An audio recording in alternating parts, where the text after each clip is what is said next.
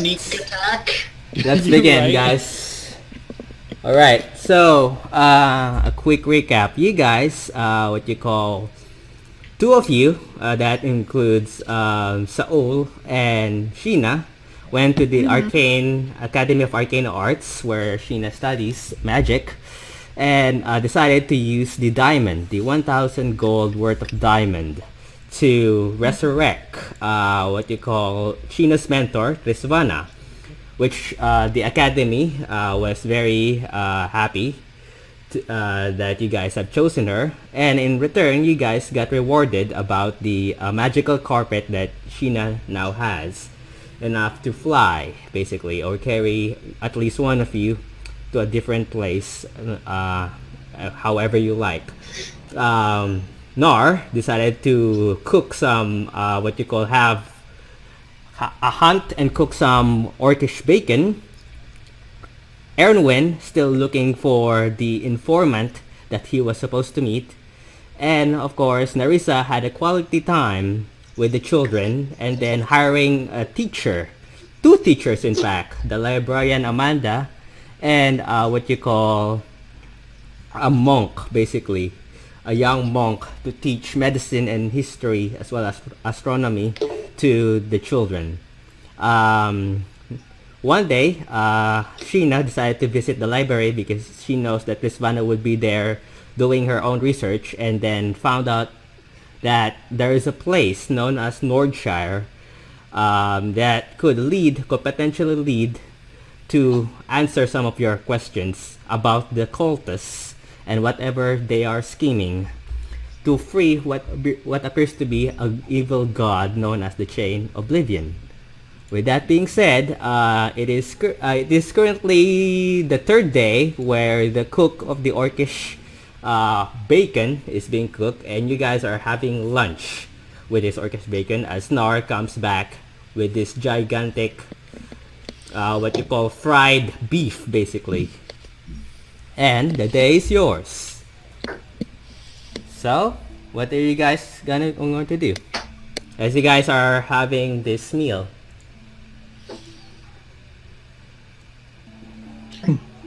So, I've only used 1 pound for, well, actually I used about 5 pounds for the meal. So that leaves about 7 for our trip. So how many days So again- is that? How many days is that? How many bad days? Yeah. You can literally, 1 pound per person is ration. So that's, there's 5 of you, and that's 7 pounds, right? So that's at least 7 days of ration. So you have at Yeah, least... it's 7 rations easily. So I just go ahead and Okay. make sure that everybody knows that it's like, yep. So you still have 2 spares, so that's 1 day of ration, technically, for each and every one of you. Yeah. And you have 2 spares of rations. Which I just go ahead and give to our spellcasters because they don't have a lot of money. So I say, all right, so this is what I've been working on for the last day or a couple days. This is heavily smoked, sugar-cured, essentially bacon steaks. So go ahead and try them out, people. Tell me what you think. Alright. Let me go roll a wisdom check real quick. Oh, dang it. No, I actually passed. What is this nonsense? Now, What is this? Saul, thinking, It's good. You know, It's a bit hard practically- on the skin, but it's good. Yeah. Very Saul hard to thinking chew. Practically saves most of it for later. So you actually had to push a wisdom save just so you wouldn't devour the entire portion you were given. So I've been doing that with every time bacon and or meat's been involved. That's fair. So the I flavor. think Sheena automatically takes the handful and puts them in her pocket anyway, so, you know, she can snack on it later on the go. So the flavor profiles you get are a mesquite smoked ham with a jerky texture that has been encased in a sugary glaze, so that when you bite into it, it's almost crisp. Yeah, it's golden brown, basically. Yeah. At first, it's hard to chew because of how tough the skin is. But once you add a little bit of moisture to it, it starts to soften up, and you get that Yeah. bacony sugar goodness with some smoke. The kids are She also know- having fun eating this. No. So I was like, so what do you think? That's a recipe from home. Gina likes orc food. It's good. Good. I personally think it's delicious. I'll save it for later, maybe. I'll reconsider saving it for later. I'll Like I probably said, just eat it. I made sure that we all had enough for a day's worth of rations, plus 2 extras for our spellcasters, since you didn't have as much money. Mm-hmm. You also have 3 bunnies. That's equivalent to 3 rations, basically. The one that you yes. have. Right. The 3 rabbits. So remember That's right. that. Not including the ones we had for dinner, which were just 4-legged chickens. The 4 Oh, legged right. chickens. Or like a chicken. Yep, so when the children's around, they're just 4-legged chickens. Because everybody gets a drumstick with a rabbit. Fur chicken is pretty good though. It is. The texture and flavor is that of dark meat chicken, so it's kind of nice. Because all I did was just fry it up in some leftover hog fat. So basically, bacon fried rabbit.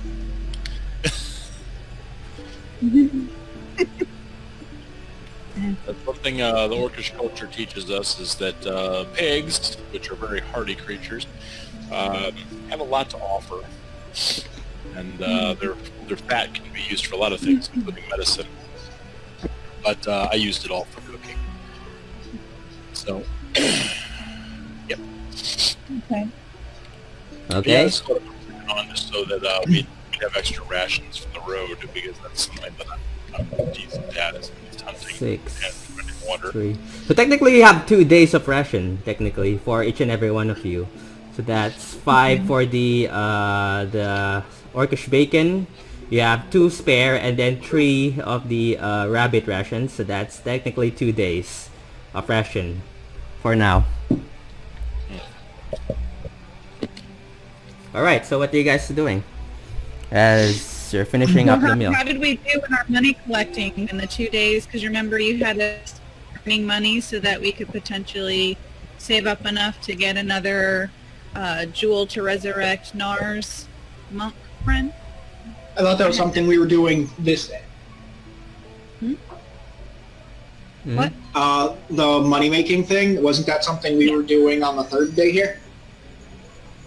I thought it was leading up to the 3rd day, since we were waiting for the bacon. It is to be done. currently the 3rd day. Narissa, you're still bothered by the dream that you have this morning as you wake up from that dream. So basically, this is that day. So this is Okay. the 3rd day that, yeah.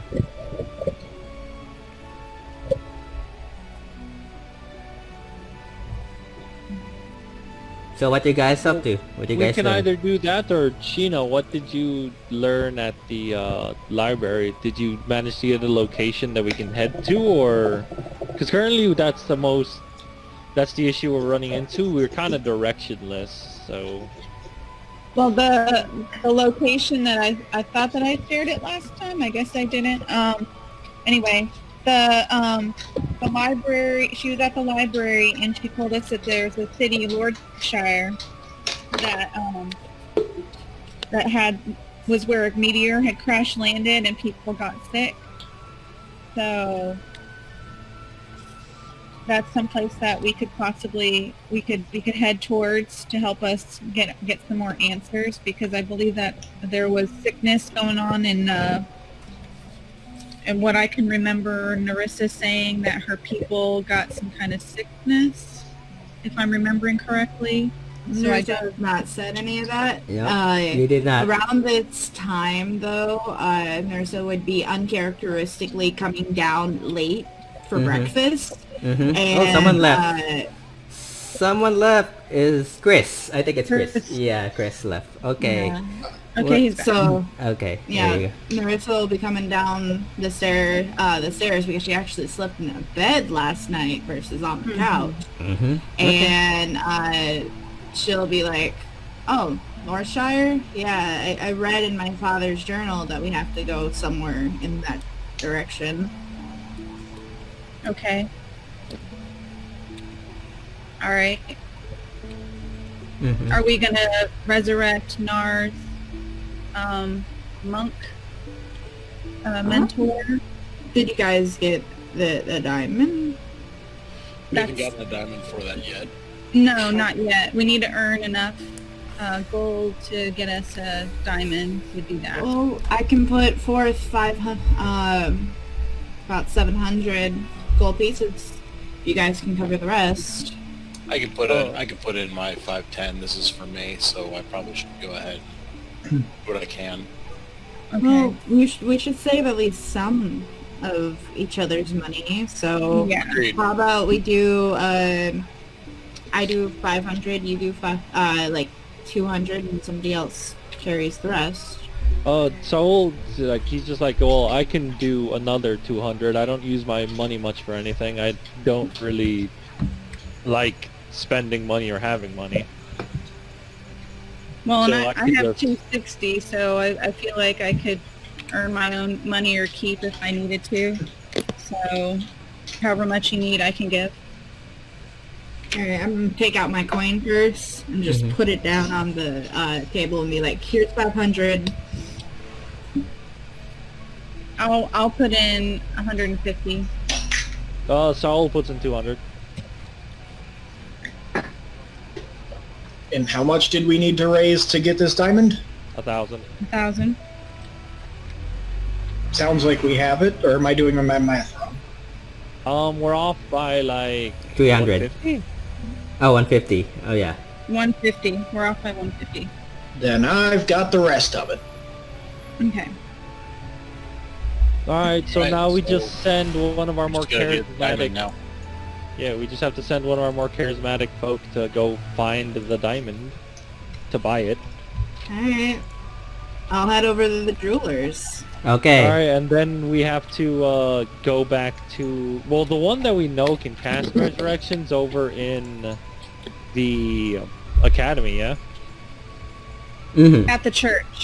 Oh My Yeah. yeah, at the church, I mean. Yeah, you Yeah. also were told that you could meet the elder, elder, because he might know yeah, something. the elder, she said, was the best bet because he would have more connections and know more people because it's a hot shot on whether or not the high priestess she knows will be in that particular church or not. Okay. Mm-hmm. Then let's get the diamond and then we'll head to the elder, unless someone Yep. else has something else. Okay, Oh. so I'll you meet guys. you guys at the elders. I'll go just get the gem real quick. Okay. Okay, so Narisa, you head to the what you call to the gem store, the enchanting gem, and there you see the person that you guys met before, the one that I forgot his name though. Where is it?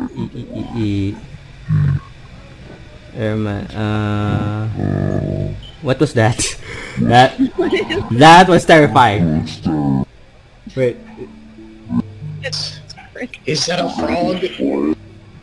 Chris, I think it's you. Are you possessed? I'm gonna have nightmares. Okay. Okay, so Chris? Arwen hears frogs. Chris, I think your microphone is broken. Unless you're possessed, then that's a different thing. Chris? You will never know. And that's the last time we heard of Chris. Okay, so the employee is Dominic Odom. The enchanting gem, the one that you guys saw, that Larissa, the one that you managed to get the diamond ring before. And you see him, what you call just accommodating guests. Yep. And you approach him, and he looks at you and says, "Ah, my lady, you're back." Yes, I am. I'm actually looking for another diamond worth about 1,000 gold pieces. If you can help me out today. Oh, 1,000. Well, the biggest we have currently is 500 gold pieces. We haven't had any shipments of diamonds since the problem with the mines. Apparently, Mr. Nicholson is having problems with the mines recently. Oh, how unfortunate. Yeah. It turns out someone How raided the many? mines, and a lot of his men got hurt, including the miners. So now he is trying to fix the situation there. That is extremely unfortunate. How many diamonds worth 500 do you have? Currently, we have the last batch so far is we have 2. 2? Yes. Alright, in my head, I'm gonna be thinking, well, it's worth 1,000 gold pieces. Do they really need one whole diamond worth 1,000? Good question. Technically, is that how Armani? Is that how that works? Or I'm pretty sure it is, but I think she's role-playing that she doesn't know. Yeah, Oh. I wouldn't know. I would be like, yeah, like, Yeah, you wouldn't know. so I'm gonna buy 2 diamonds worth 500 each. Okay, Hey, so if it doesn't work, we just smash them both and cast mending into one big diamond. Oh, yeah, that could happen. Alright, so yeah, I did my thing. Okay, so you head back to the Elder. So as you're heading back, Sheena, Erwin, Saul, and what you call Nar, as you head back, the Elder is there writing paperwork as usual, doing his business stuff, and he sees you. Ah, you're back. So, what is it now? Well, for me, it's a matter of, well, we're talking about our next moves. And we were wondering, what information could you offer us as far as, like, arch priests that could help resurrect a friend of mine? Well, you mean high priests, basically. The Yes, I one that definitely is need that high currently priest method. working in the city is High Priestess Myrna. I technically don't know where she is currently. She could either be in the chapel or doing other religious things. From time to time, she travels through the continent when she's needed. Interesting. So she might not be in town right now. That is a possibility, yes. Okay. I can have it a word for you, but in terms of resurrecting your friend, you might want to go to the chapel. I think the priest there is getting a little bit antsy about keeping bodies. About, I would say 2 nights ago, Yenret just requested her family, the corpses of her family to be buried. So he looks at you, Nar. I would probably suggest to do the same thing for your friend. Okay. Well, so the question is, do we set up funeral arrangements for my friend and then go ahead and do what we gotta do, or? Well, you can probably go to the church and have it requested. Well, my main issue is that I was sent to this town to do something with my mentor, and he was killed. Now, the question is,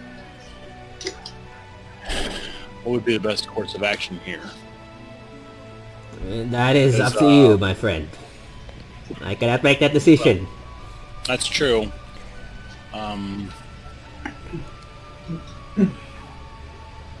Saul, I guess, would be like, I guess the best course of action would be follow our current leads, maybe get ourselves a diamond, and then head back to the and then after we're done with that, head back to the Temple of Cord. Like, even though we have to retreat with, you know, our tail between our legs, we'll at least get some answers maybe, and get your mentor resurrected back, because otherwise we have no leads. Yeah. That depends on where your people are going. Well, that's the problem. Transporting a body that distance is going to be a real issue. Well, that's why we have to have him buried here, and then once we do all that, we come back here and then transport him ourselves. Carrying a dead body is not gonna be, I would say, Well, logical. once we find a diamond, and, you know, once we deal with all this cult stuff, I imagine we should have enough income and or money to buy a horse and a carriage. Yeah, we don't need to be that fancy. We can just get a small little cart. Yeah, or a cart. So, how far away am I at By this the point? by the time that this happens, Narissa, you just arrive. You open the doors that heads to the elder's office. Alright. So you guys see Narissa holding a small pouch, basically. And there it goes. And there's your other friend.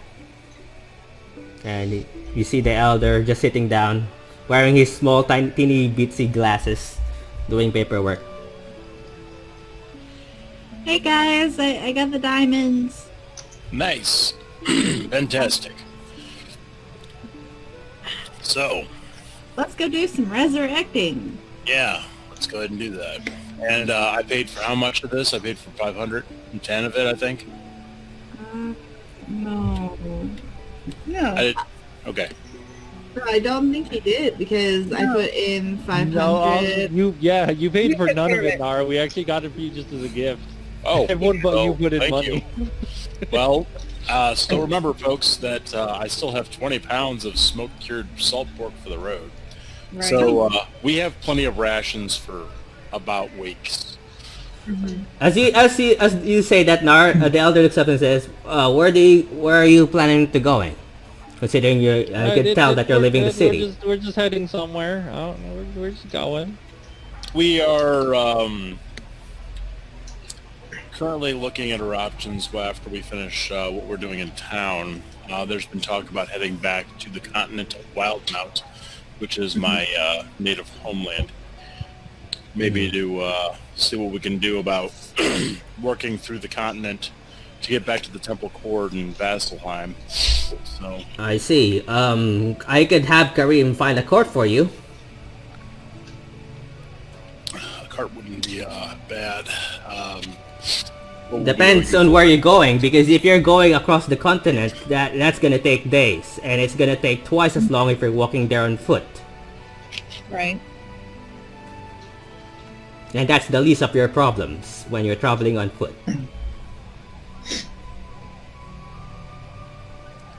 So, I can help you. I can provide you a cart. Depends on if you're going. Well, that's not entirely up to me. We are making a decision as a group. Well, where are you A going cart then? isn't that much. A cart's only 15 gold pieces. The real issue is how much a horse would be. Horses are usually about 50 gold. Well, Well, it also depends on which place you wanna have that cart carried, because not everyone wants to travel outside the city walls or outside the Well, city. no, we're talking about buying our own cart. Oh, I Right. see. Because, you know, we can't be traveling like this and asking, you know, companies to move us around when we ourselves can actually get our own vehicle to move ourselves around. That's also fair. Well, there will be Anyway, times. we might actually need I more guess. than a cart, because a cart can only carry like one person, because a cart can only carry like 200 pounds. Well, it depends on the size, but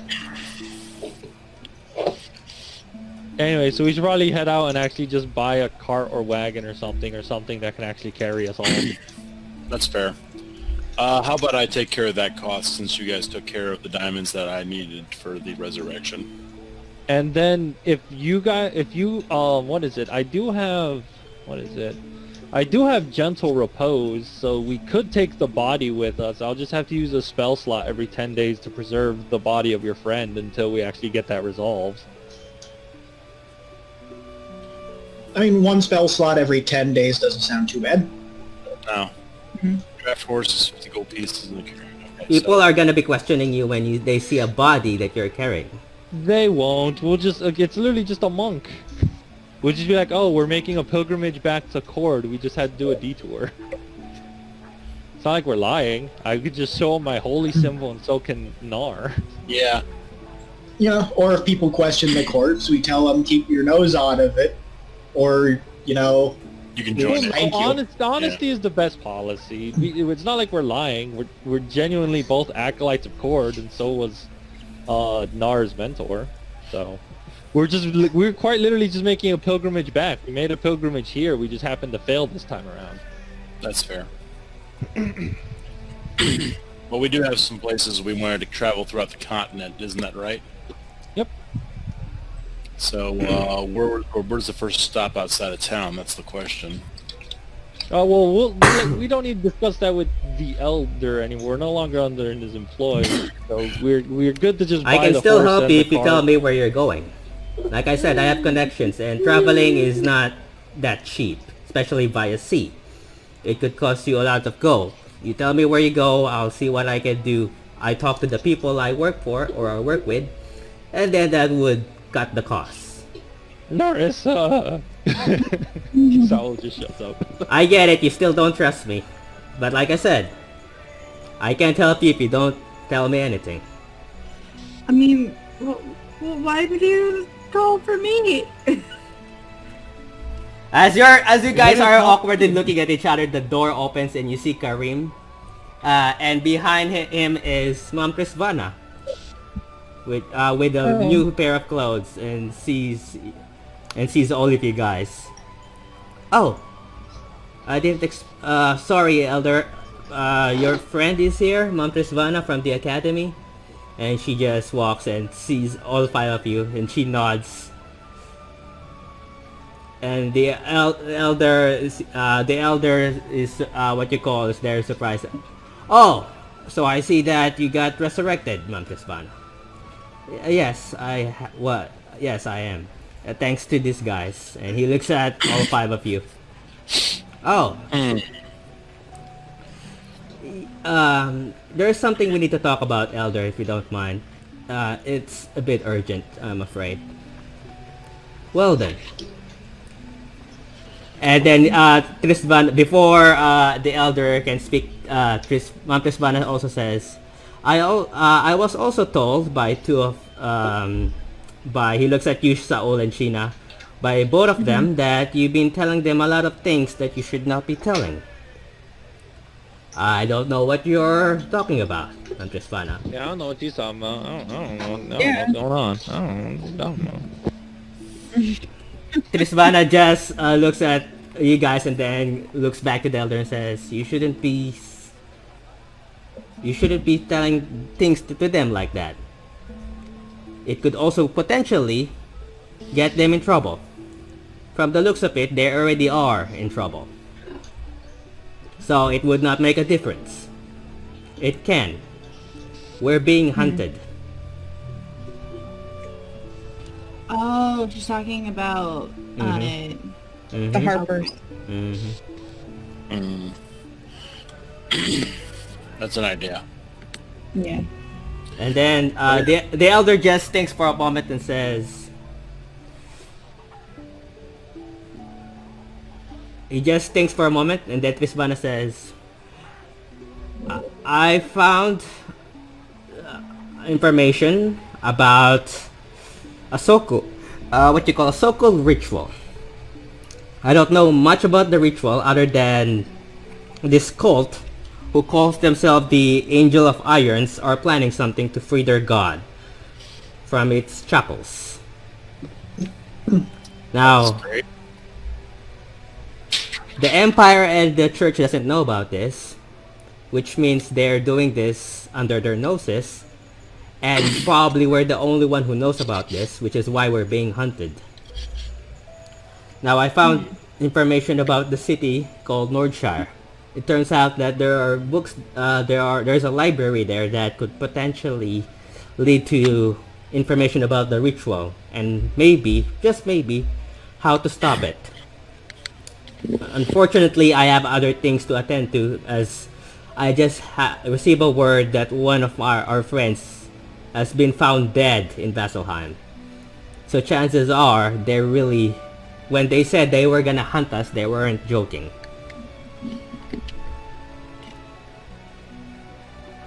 Interesting. Yeah, interesting. Was it somebody from Vasselheim? Saul? Okay. And he looks As much as like I'm from Vasselheim, I was more or less from just a small nameless hamlet where everyone kind of knew everyone, and I made a personal pilgrimage over to the Temple of Cord. That's where I actually established my arcane bond with the god. Okay. But otherwise, I don't know anything outside my little, mundane hamlet. Gotcha. Trisvana thinks for a moment and says, I can't go to Nordshire. Going there is gonna be hard, plus I have other things to attend to. I may have to travel across the continent myself, and probably go to Vasselheim if I get the chance. Now, as much as I don't wanna send other people on my absence, I've seen what these 5 people can do, and maybe there could be our best shot, considering those people hunting us doesn't know that these 5 people are involved. At least not yet. So, if what could be in Nordshire could help us stop what these cultists are doing, then right now they're all we got. The Elder is still thinking. And you think they'll survive Nordshire? We'll be fine. Yeah, totally. The Elder just looks at So you. what that was for Nordshire? The Elder just thinks for a moment, leaning in his chair and says, very well. I have a ship ready for you in the port. And I guess I'll have a cart ready for the oldest 5. Or 5 of them. I also have friends in Nordshire. At least they can provide aid for them. And Trisvana, don't die again. Please. I don't intend to. Or at least if they're gonna try to kill me again, I'll make sure I'll make it harder for them this time. Please do. Yes, it's probably in our best interest for them to think that you're still dead anyways. Yeah, that's gonna be hard considering I have to find what they're up to. So. Well, and if you have us helping you out, we can help to maintain your cover. Just go to Nordshire and find out anything you can do about the ritual that they're probably up to. Okay. And if we do came across each other again, it's better you pretend you don't know who I am, just to be safe. Okay. She nods, and then she leaves the room. And then Karim says, Elder, the priest in the chapel is getting very impatient about the body. And he points at Nar. I think they want it buried right away. We'll just take the body. It'll be fine. Yeah. And as you say that, the Elder looks at you, Saul, and says, I wouldn't request bringing any dead bodies in Nordshire. Well, gentle repose. Resurrect them, then. Wait, gentle repose keeps bodies from becoming undead, so it's fine. Yes. There's literally no magic that keeps any dead. Yeah, there's. Well, yes, except if it's a magic from a betrayer god, then that's probably a different thing. Okay. I could already tell you don't know much about the city, so might as well inform you what you should know. Wait, guys, who resurrected, Tristana again? What do you It mean was again? Some greasy person, I think. Yeah, can't we just go to them with the body? Well, no, it wasn't Tristana. It was one of the it was one of the arcane folks. No, I mean, yeah, we would go back to them. Why can't we go back to them? I think it was just a weird one-time favor because it was Tristana.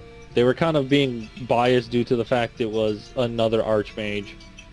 Not because we did them a favor or anything, it was kind of just a favor that benefited them. Also, wasn't it like a time limit thing? Kind of, yeah. I just wasn't understanding that very good. It was a time limit thing due to the fact that they could raise the dead but not resurrect, but she was dead for less than 10 days, so they could raise the dead. right. It was the less than 10 days criteria, I think it was, or she was 10 days. Saul still, yeah, I was gonna say, Saul still stands by his original assessment, even though he's probably wrong. But he's just like, it was probably also just a favor that favored them at the end of the day, and everyone at this damn city really just likes doing things that favors themselves.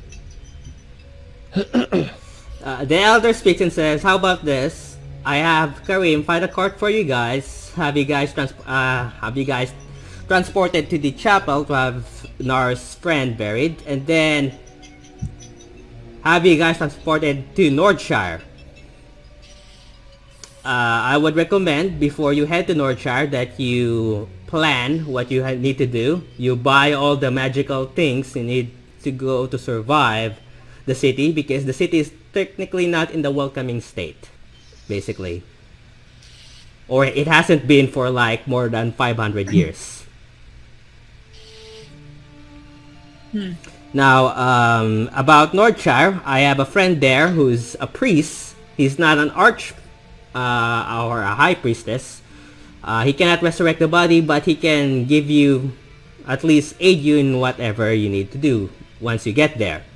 I would recommend that you follow what he says, considering he's very knowledgeable and he has spent 20 years in that place for a while. So I suggest before you leave the city, you buy everything you need to buy, because going in the city is one thing, leaving the city is another. Well, is anyone here game to just try our chances and go to the church to see if Myrna is there, just by chance? I think that's another dead end, unfortunately.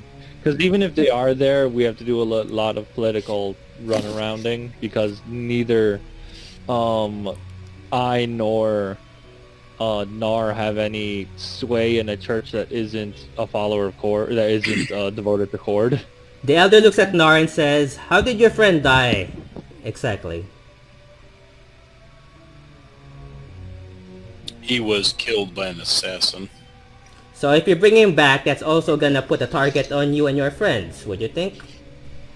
Oh, I already have a target on me because I have to assume that whoever killed him was also looking to kill me.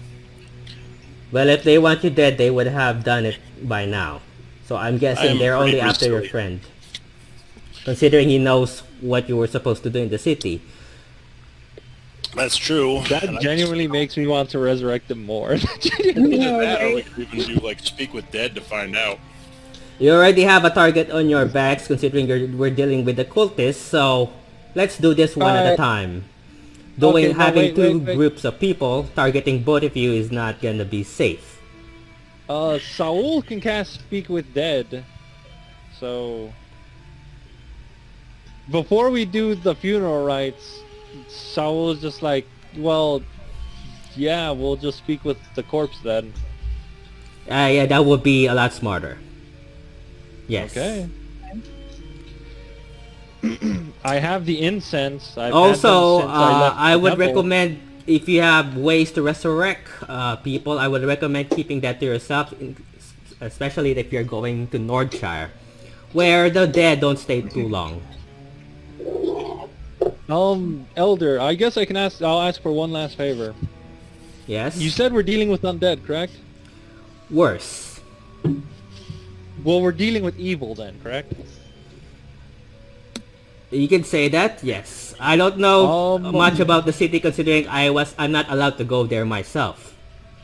So, you know this town like the back of your hand, and you obviously have connections to the arcane and like a bunch of resources, right? Not exactly, but I do have a friend there who knows more than I do in Nordshire, considering he spent 20 years there himself.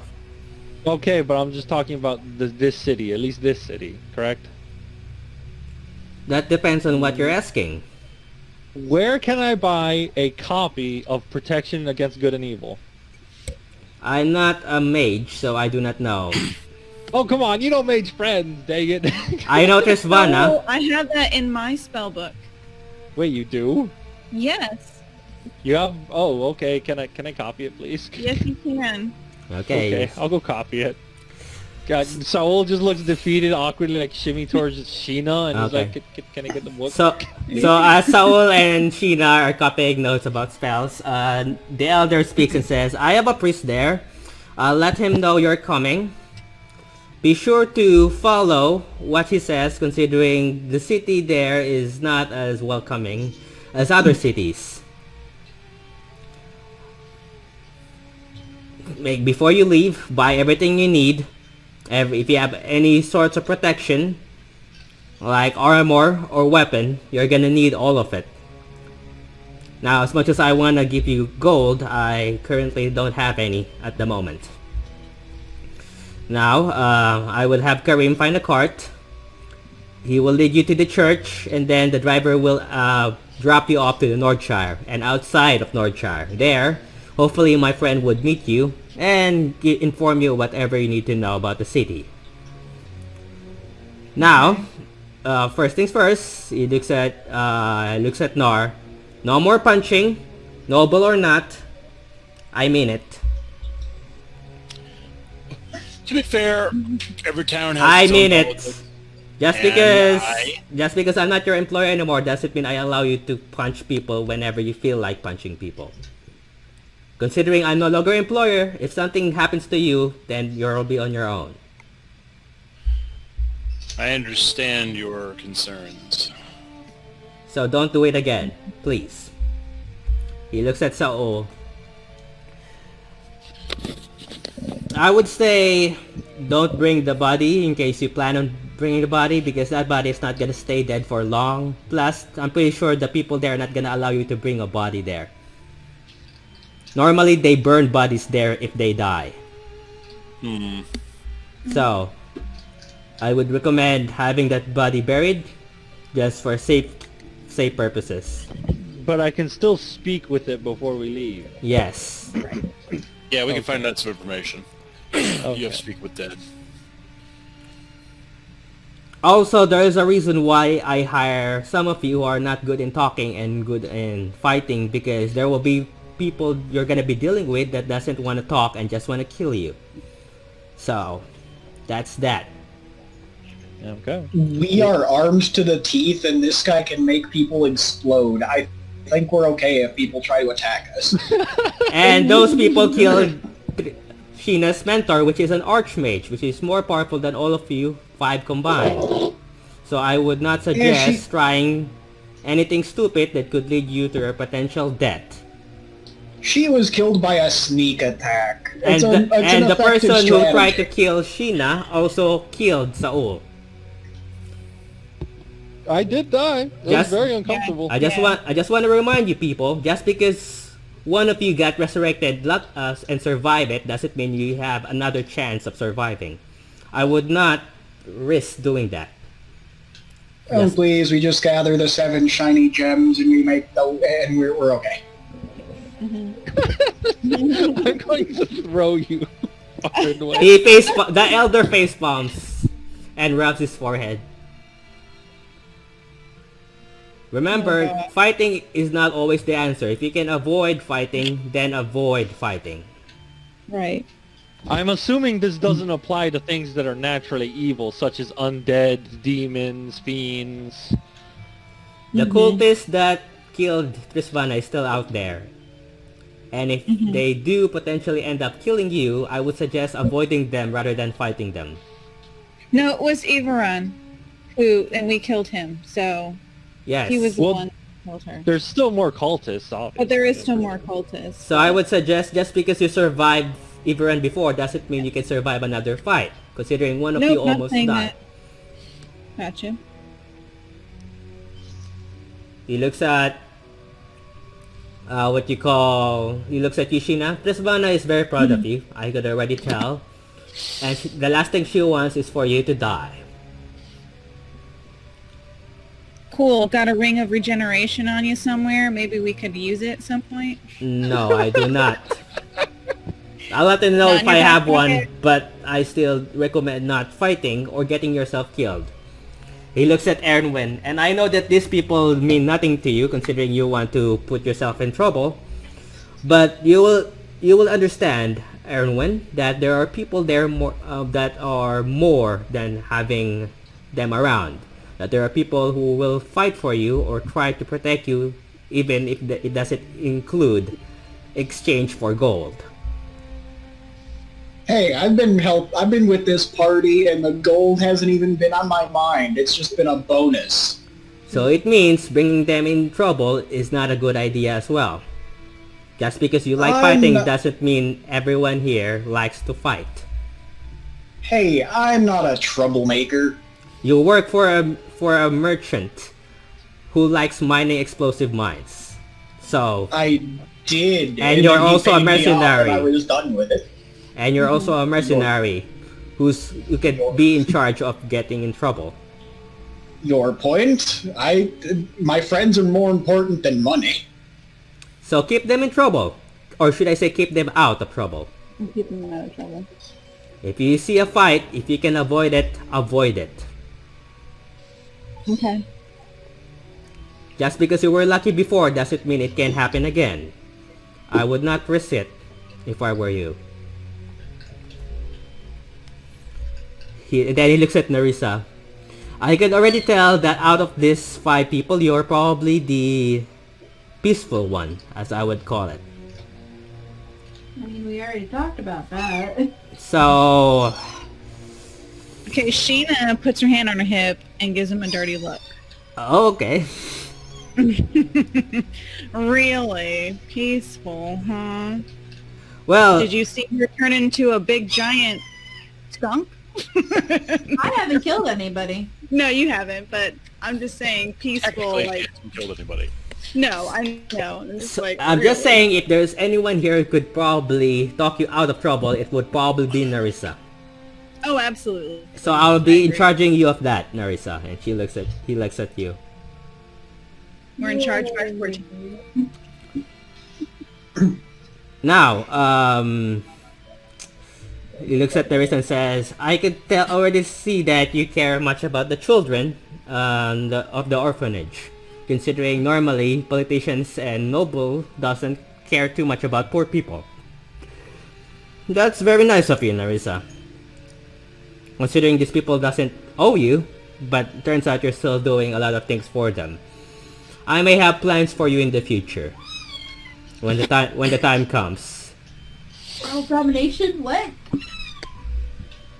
I said I may have planned for you in the future when the time comes. I know, this is just a joke. Sorry, DM. Oh, sorry. I thought you were being serious. No, What? yeah. What? I was- Okay. No, in that About a world week dominate. ago- About a week ago, I came up to the conclusion that Skunk's Nurse's whole ultimate end goal is to become an empress or something, and Okay. take over the world. Okay. Oh, geez. So she looks at you and says, the elder looks at you and says, "How much do you care for the children at that orphanage?" Oh, with every part of my being. So you care for them and you would do anything for them. Yes. And you know that most of the nobles here don't care about those children, right? And care about if I give you a chance that you could change that, would you take that chance? Yes. Then, like I said, when the time comes, I may have plans for you in the future. By the time you return here. Alright, so, like I said, before you leave the city, buy everything you need because by the time you enter Nordshire, chances are you may not leave the city alive. And hopefully the next time I see you, it doesn't involve me looking at your dead corpses. It won't. They'll have to catch me first. So Saul was just like, so how much does holy water sell by the barrel? I'm not sure if that's gonna work. Can you make it yourself? Nothing in that city is holy anymore. Well, no, I'm talking about buying it from this. Of course I'm not going to buy it from that city. I'll buy it from this city. Like I said, nothing in that city is considered holy anymore. You bring it there, Well, it's not yeah. gonna help you. We already tried yes, that. Or at What least do you the people... mean? So, like, I already know... Okay, so if you bring in holy water, it doesn't... if you splash an undead with it, it doesn't hurt the undead? I'm very confused. I'm just gonna say that life doesn't grow there anymore. Okay. Alright, DM, I'm gonna speak out of character there real quick. Okay. Holy water does like 2d6 damage against undead. So what you're saying is that holy water doesn't like... You don't doesn't know. work? You don't know. You don't know, Okay. potentially. You've never been to the city, so technically you don't know what awaits you there. I still kind of want holy water just for my spells at the very least. Yeah, I have one that I could requires have my friend there give you one. I'll give you a bottle of holy water if that's what you require. I would want more than just a bottle. I want to cast this more than once. Then I'll have the I will request him to give you 2 bottles. Okay, I suppose How that about, works. can we get a barrel? right? I'm not sure that's gonna work considering they already tried that and it did not work. Well, we're talking for in just terms like of spellcasting. keeping you alive. But I'm not sure about affecting the undead considering I never been inside the city myself. And like I said, the city itself is not in a welcoming state. And undead is gonna be the least of your problem the moment you enter that city. Okay, so then... Elder, do you at least have a way of getting powdered silver and iron? No. Dang it. Nerissa! I'll go back to the gem store. Thank you! Okay. Anyway, Saul waddles towards Nerissa. I will have Karim and the driver wait for you outside the city walls by the time or probably drop you off to the chapel and then to wherever you need to go and then leave the city to Nordshire. You should hurry though. It's gonna take at least a day or not more than a day, but you're burning daylight and going in the city at night is not basically ideal. So good luck, because from the looks of it, you're gonna need all of it. And then he leans back and then just continues reading the paper. Karim just scratches his head and says, well then, I guess I'm in cart duty. So, should we go? Sure. Can we please buy our own cart? Someone please. Oh, don't worry, you're not Please. gonna pay for the cart. I have it all I'll buy a covered. horse. Plus, I'm pretty sure they're not gonna allow you to bring a cart in the city of Nordshire, considering that horse is not gonna survive as well. Well then how are you bringing in a cart? Wait! Well, they said they're gonna bring it outside of the city of Nordshire. They're not gonna Well, then take we it can- inside. Well, then we're going to leave it at the gates of Nordshire.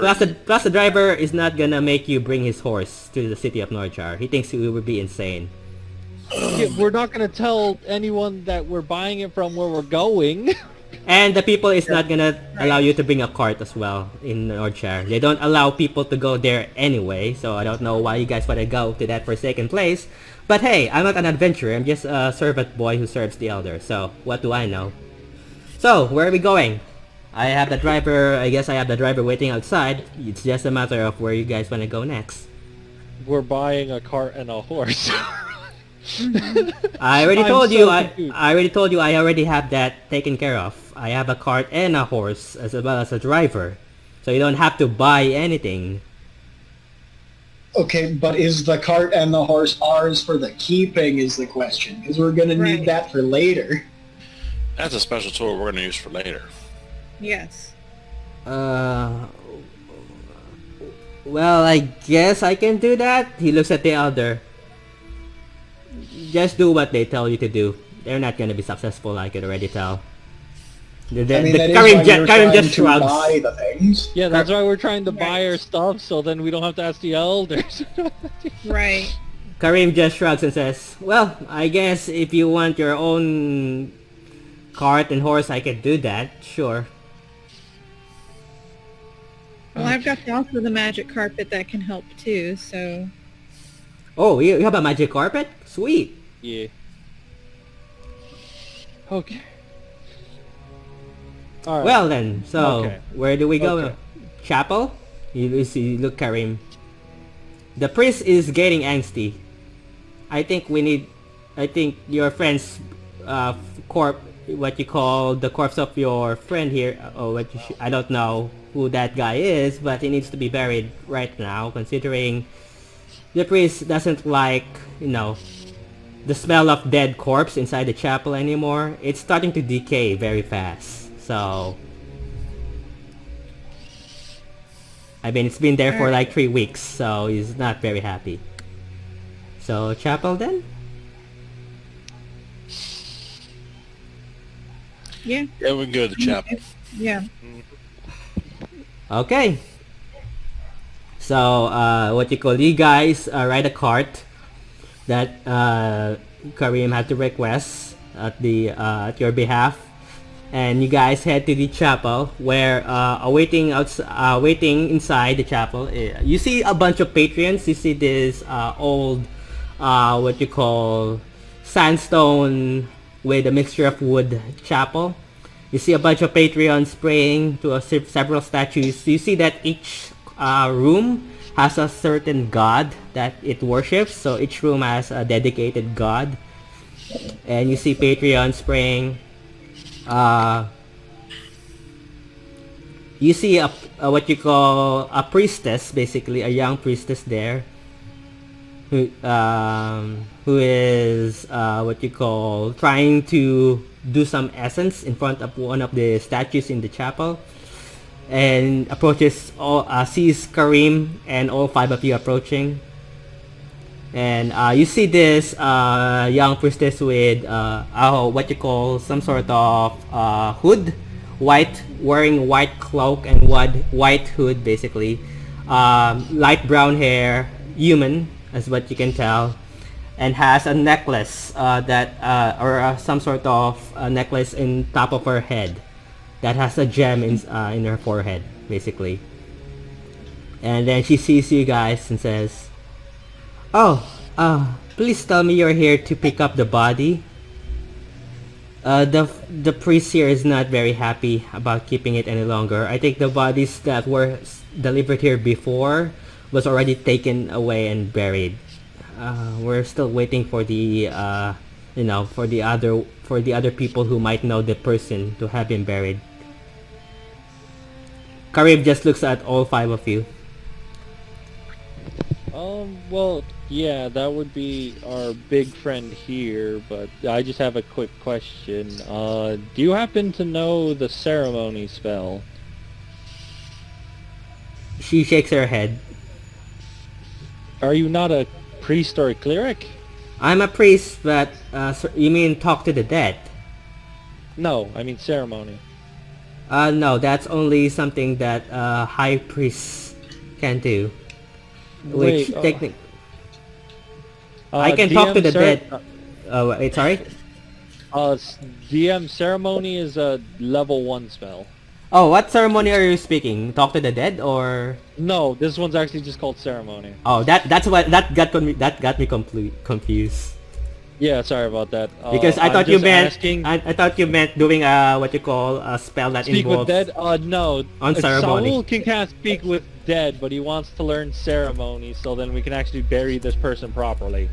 Oh, 'Cause yeah. Clearly, they that, haven't been taking care of this body. if that's the case, yeah, he can do that. I'm currently reading right now. Yeah. Can you write it down on a sheet so I can copy it? She nods. Alright, DM, can I put the ceremony spell into my spellbook? Yep. I mean, technically Okay. you would know about that, right? Considering you're a monk. Not no? necessarily. Not necessarily due to the fact that I've been a very explosive type wizard, so Yeah, I've been very true. neglectful about flavorful spells like ceremony, even though I definitely should know ceremony. Yeah. So yeah, I would say that wouldn't take you too long. So yeah. Alright, I just nod at Nar, and I'm like, after I speak with the dead, I can give him a proper burial and take care of his body. I'll just need 20 silver. Okay. I'll get you silver. So, but yeah, Saul is going to be spending this time copying the spell, so Nar, do your thing. Okay, so Nar, what are you guys doing as you're looking as you're inside the chapel, basically? Okay, so I need to do my thing. Let's see, we want to resuscitate, but we can't really do that right now, so we could either do Speak with Dead or ceremony. We're doing ceremony so the body won't rot anymore, I'm guessing. I can do that if that helps. I can purify the body for you or any ritual. It's all free. Basically, we don't charge people who wants their loved ones buried.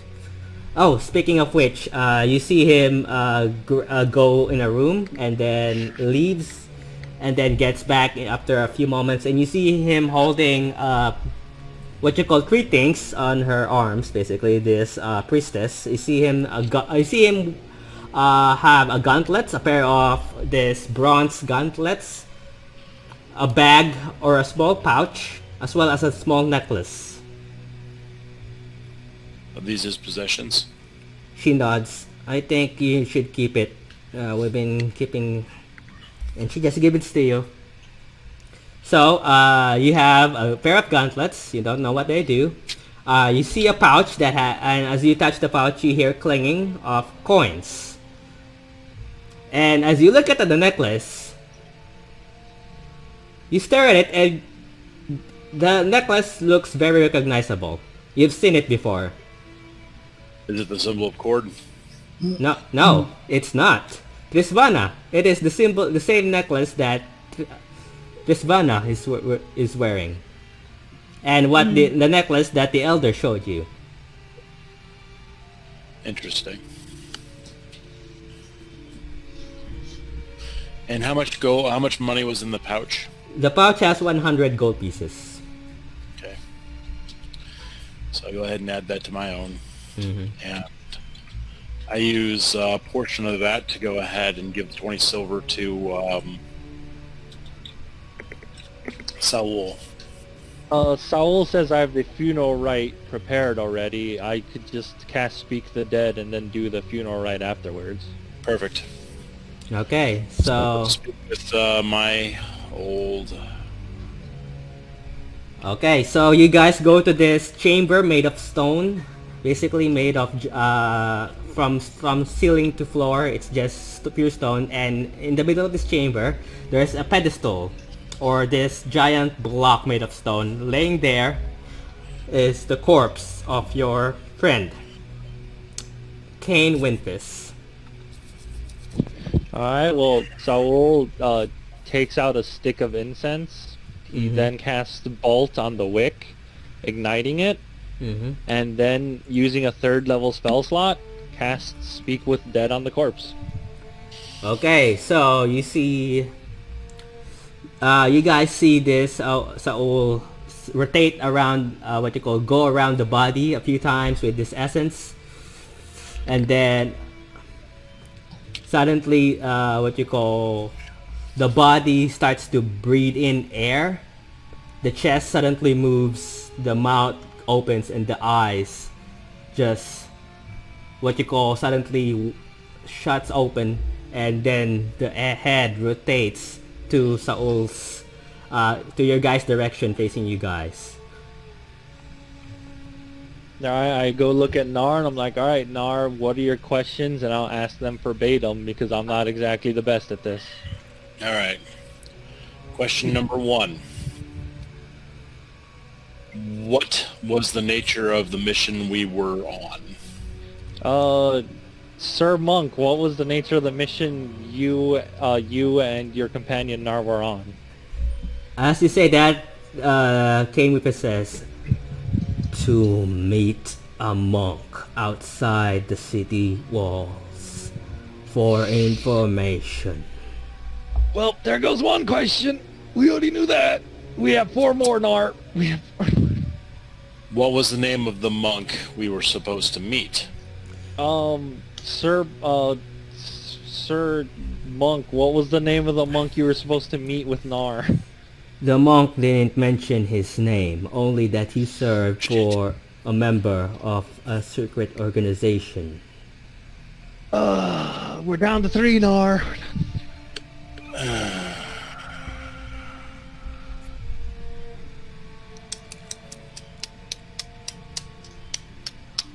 Heads up, we got like 8 minutes left as well. Forget about it. So we've already gotten 2 dead ends where the answers were also very little known. Okay, here's one. Your bronze gauntlets, what do they do? Sir Monk, what do your bronze gauntlets do? There are gauntlets of ogre strength. That's... well, we're down to 2 questions, but At I least don't we know know if that what it really is helps now. you much, Nar, but I'd really like them. Well, I'll look That at it. boost your strength to 19. Nar, looking at your physique, I'm pretty I'm sure already you already at have 20. a 20. Yeah. So it wouldn't do anything else. Sir Monk, I guess I'll ask the obvious. How did you die? Oh, no. We were being hunted by the trail. The trail. What do you mean hunted by... I Yung- can't, wait, yung, I can't... by the No, trail I didn't- means... No, I'm explaining this to Nor. By the trail, I mean the part where you guys were in the cart, heading to the city. So Yeah. that's what he meant. Okay. So he doesn't know who the assassins are. He doesn't know who we were supposed to meet. He didn't know really anything. Oh, then I know what our last question has to be. Mm-hmm. When we get to Vasselheim, who are we to report to for information on that mission?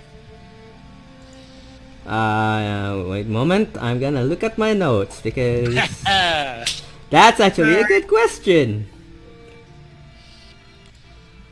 He looks wait, at you. what do you mean the No, other one? okay. Saul, are you gonna say that? No, what is it? I'm just fuming right now. But anyway, what was he about to say? so Nar? Yeah, what I was he asked saying? Nar? I asked who we were supposed to meet and report to in Vasselheim for the Temple of Cord once we completed our mission. Yeah. So I can actually write this down as well, because I also need to write this The down. person, what you call, as you say that, so he looks at you and says, the person is not in Vasselheim. She is in Emon. Oh, That's well, good to you know. still didn't give us the name. Yeah, the name. I did ask for the name. You did ask for the Oh, name. the name. He doesn't know. What do you mean? Your name Wait. is Nobody. Right. So Right, you're guessing that if the Harpers are being hunted, they don't know much about each other unless they're very close. Wait, but how would he not know he was sent on this mission? Okay, so he was just given to meet this Yeah. monk. After meeting this monk, go to Amon? No, That so is very vague. to give you guys clarity, basically, the one that sent her the mission was not from Vasselheim. It was from Emon, which was to meet a monk, basically, Okay. that has information about something that you don't know what that something is. So technically, because the monk is dead and he's probably gone, so you don't know where the monk is. Yeah, but who do we report back to? Who did his mentor get this thing from? Don't know. He doesn't know, other than he was given He got instructions. this from an anonymous source. You gotta be kidding me. Yeah, most likely that's... I mean, it's a secret organization. How could you not? So technically, even... What do you mean? He was working for the Temple of Cord, not... Okay, wait. Oh, wait, no, never mind. He's wearing, what's her name's medallion. God damn it. Yeah, I already told you that. I I just told you that. Yeah. He works for a secret organization that the church and the empire doesn't know about. Or we were looking at this the wrong way. He was working outside just of told our you that, God's and will. Yep. And I mean, if you're talking secret organizations, yeah, I just that's, told you that. the whole mysterious thing is kind of what we do. Yeah, unfortunately. Okay. All right, So we I- got it from an anonymous source. God! Oh, wait. I mean, technically, if you don't remember, the Elder Deed mentioned to go to Emon to meet someone, so chances are that is that someone. You're not sure. Oh, you know what we should have asked? What? What form did he actually get these orders from, and then where could we get this form? That's fair. All right. What do you mean by Anyway. form? What do you mean by form? Yeah, what do you mean by Did form? he get it verbally? Did he get it Oh, from, did he get it from if he got it verbally, Passed on. then... What's up? What did you say, Sheena? What form the information was passed on him is what you're asking. What you said. Yes, that's what we should have asked, but I can't cast a spell again for another 10 days, but even though he was working outside of our God's will, he was still Nar's mentor, so Nar, I'm guessing you still want the funeral rites and everything? Yeah. Yeah, let's do it. Because Okay. if you didn't know anything, it's not going to be any help from me.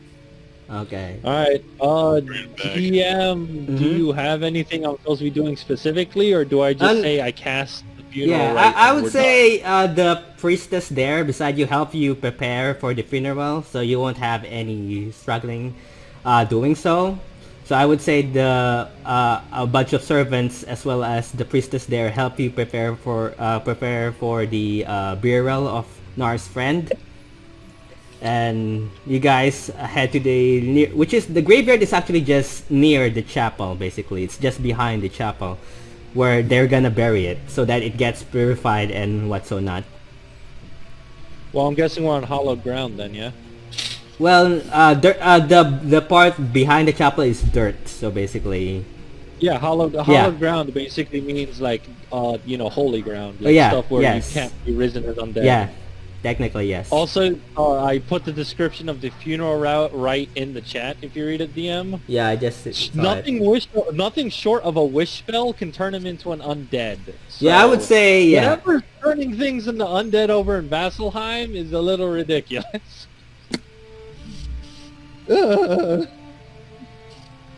Or not Vasselheim, what's the name of the place we're headed to? Nordshire. Nordshire. So, Nordshire. so you guys prepare the burial rites, and the priestess looks at you, Nar, and says, "Well, do you have any last words before we bury him?" Yes. You died in battle, which is better than some. Cord deems that an honorable death. I shall do what I can to complete your mission, but I must also think of my current company.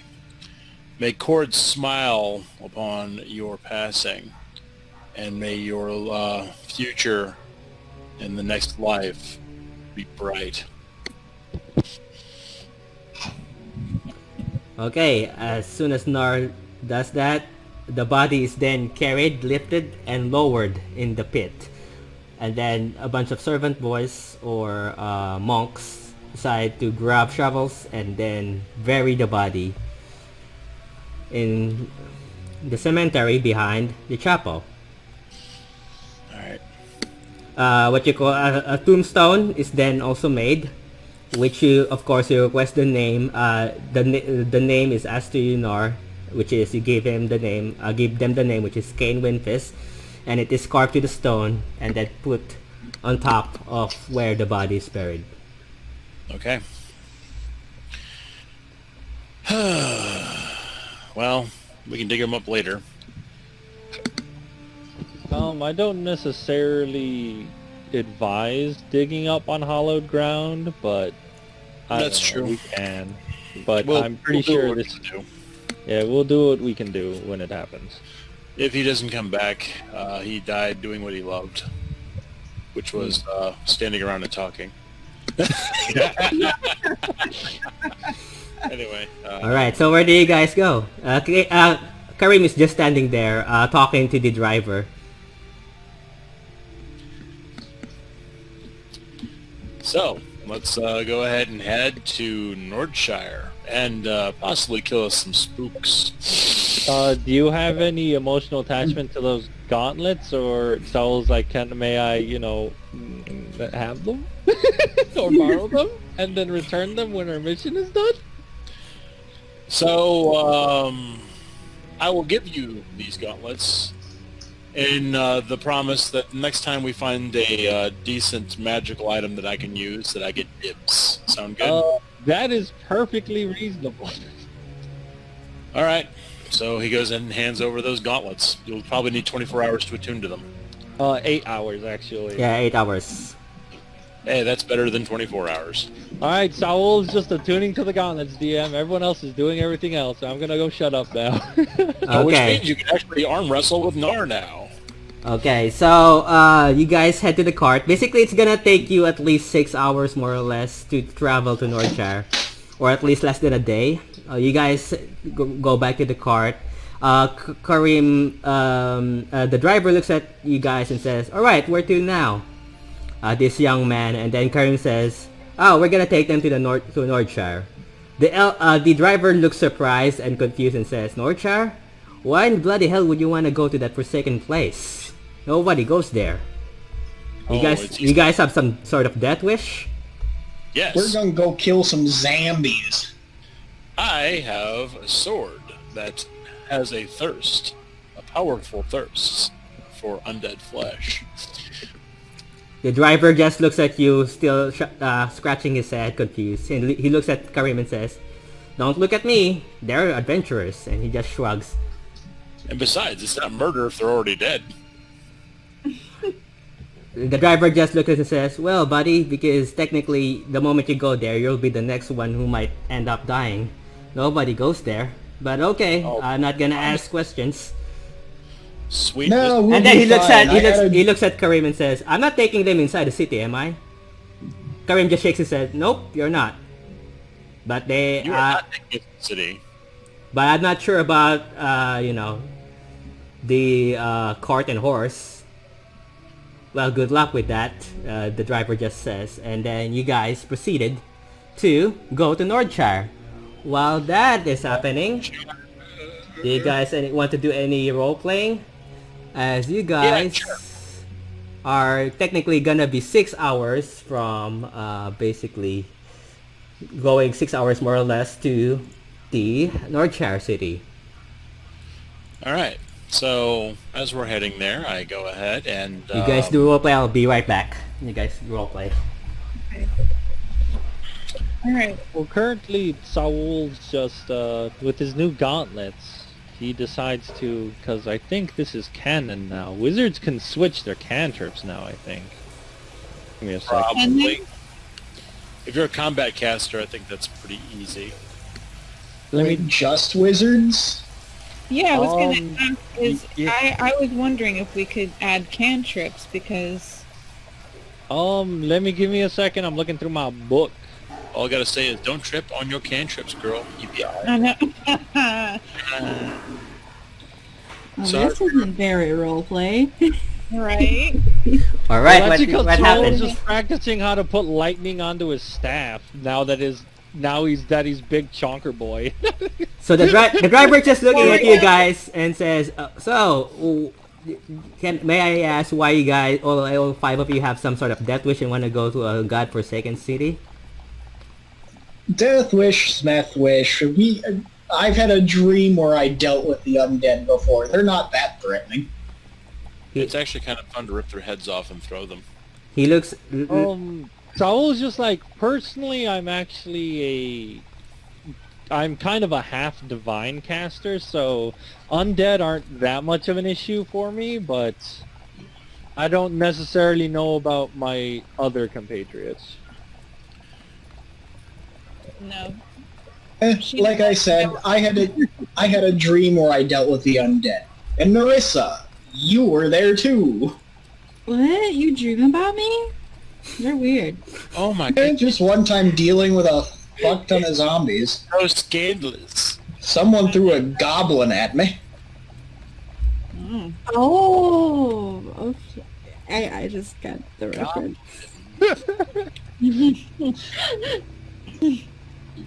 All right. God. Anything else? She has clues as to the reference, so she's just like, I have no idea what you're talking about, but okay, cool. You drink. Well, so I decided to go ahead and help pass the time. I said, "So Narissa, would you help me in entertaining the crew? I mean, sure. If you play your Kalimbo, I will go ahead and read some poetry from my book. Let's see if I can do this good. I have a couple of limericks that are nice and should bring ease to your minds as we travel into the unknown and possibly death." If you need help with entertainment, I can juggle my daggers. There you go. All right. So I can play the pan flute or whistle along or whatever. you Sure. guys do a musical basically. As you Okay. guys go do a duet. Not bad for a performance. As you guys are very talented with whatever instrument you currently have on you. As you spend most of it playing as you guys travel to the roads heading to the city of Nordshire, which is you notice that you're going south, what you call southeast in direction. You also notice that the sky, as you guys go deeper and deeper, the sky gets a bit foggier and darker, basically. And the trees turn from what you call brown into darkish gray. And one of the excerpts that I read, which yes, I did prepare. I actually did prepare some for tonight's game, so it's nice. Was that truth is a bitter medicine that is necessary for essential growth. So we must make sure to drink it deeply and hold it with serenity in our hearts.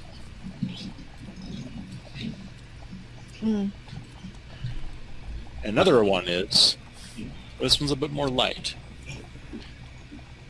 If you can smile on the darkest day, you may be the sun.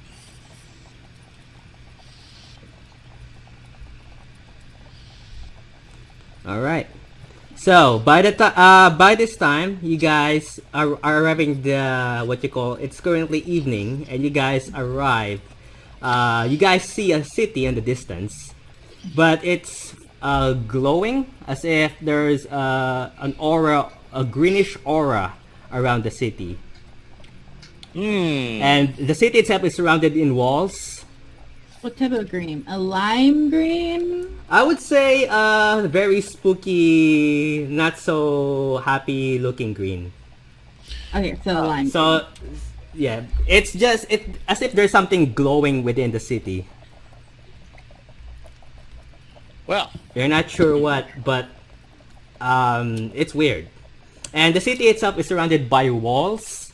And with what you call around those walls are huts, basically. You see tents, huts, and as you guys go closer, you guys begin to see this. What you call? And one moment. This is what you guys currently see. well, So that is the walls surrounding the what you call the city. Basically, you see several tents, huts, but most of it look like in very dire condition. Most of it look like there are makeshift huts or makeshift tents. Most of the houses here are basically just wooden piles that have been tied together with some twig and rope. And the Well. people here are not looking so good. Some of them look like they haven't taken a bath for years, or in just serious poverty. You would see there will be towers, makeshift towers, like guard towers that had at least 2 or 3 archers on top of them from the Empire. And as you guys enter, reach the in front of the city walls, you are stopped by what you call 3 guards, basically. One looks like a captain of some kind. Halt! You just hear him say. And then, he approaches the cart. This captain approaches the cart and looks at the driver and Karim and says, "Who are you and what's your business?" Karim just says, "Well, I'm here to take these 5 folks here in Nordshire because they need to do crazy things that involves them getting killed or killing undead." The captain looks at all 5 of you and then looks at looks at Karim and says, "Sorry, the city is no longer accepting outsiders. You guys can go. Turn your cart around and go back from where you came from." How come? Like I said, the city is no longer accepting outsiders. Turn your cart around, Sir, go back. Why aren't you accepting outsiders? I thought you were accepting. Because there's no one to accept behind the city walls. There's no one there to accept you. So like I said, so everyone's dead? Well, I don't know. I never been inside unless I'm told to go inside. But like I said, no one's there. No one's left inside. So But turn we're around. here to help. That's the thing, sir. We're here to help. And as you You're say good. that, Narissa, you hear an old man shout and says, "Ah, Captain, what is this about?" The captain looks behind you and you guys see this humanoid figure, bald, has grayish black beard, wearing this thick brown robes and has a necklace of a religious symbol of some kind. And the captain says, "Oh, I'm just, dealing with some troublemakers who doesn't know when to listen." And this man, you guys see this guy. Wait a moment. You guys see this guy.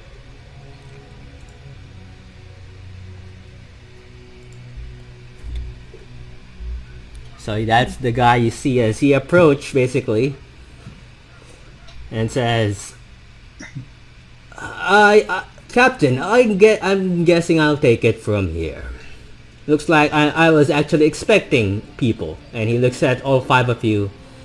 "From the Elder, perhaps?" Yes. Yes, we are friends of the wise old turtle.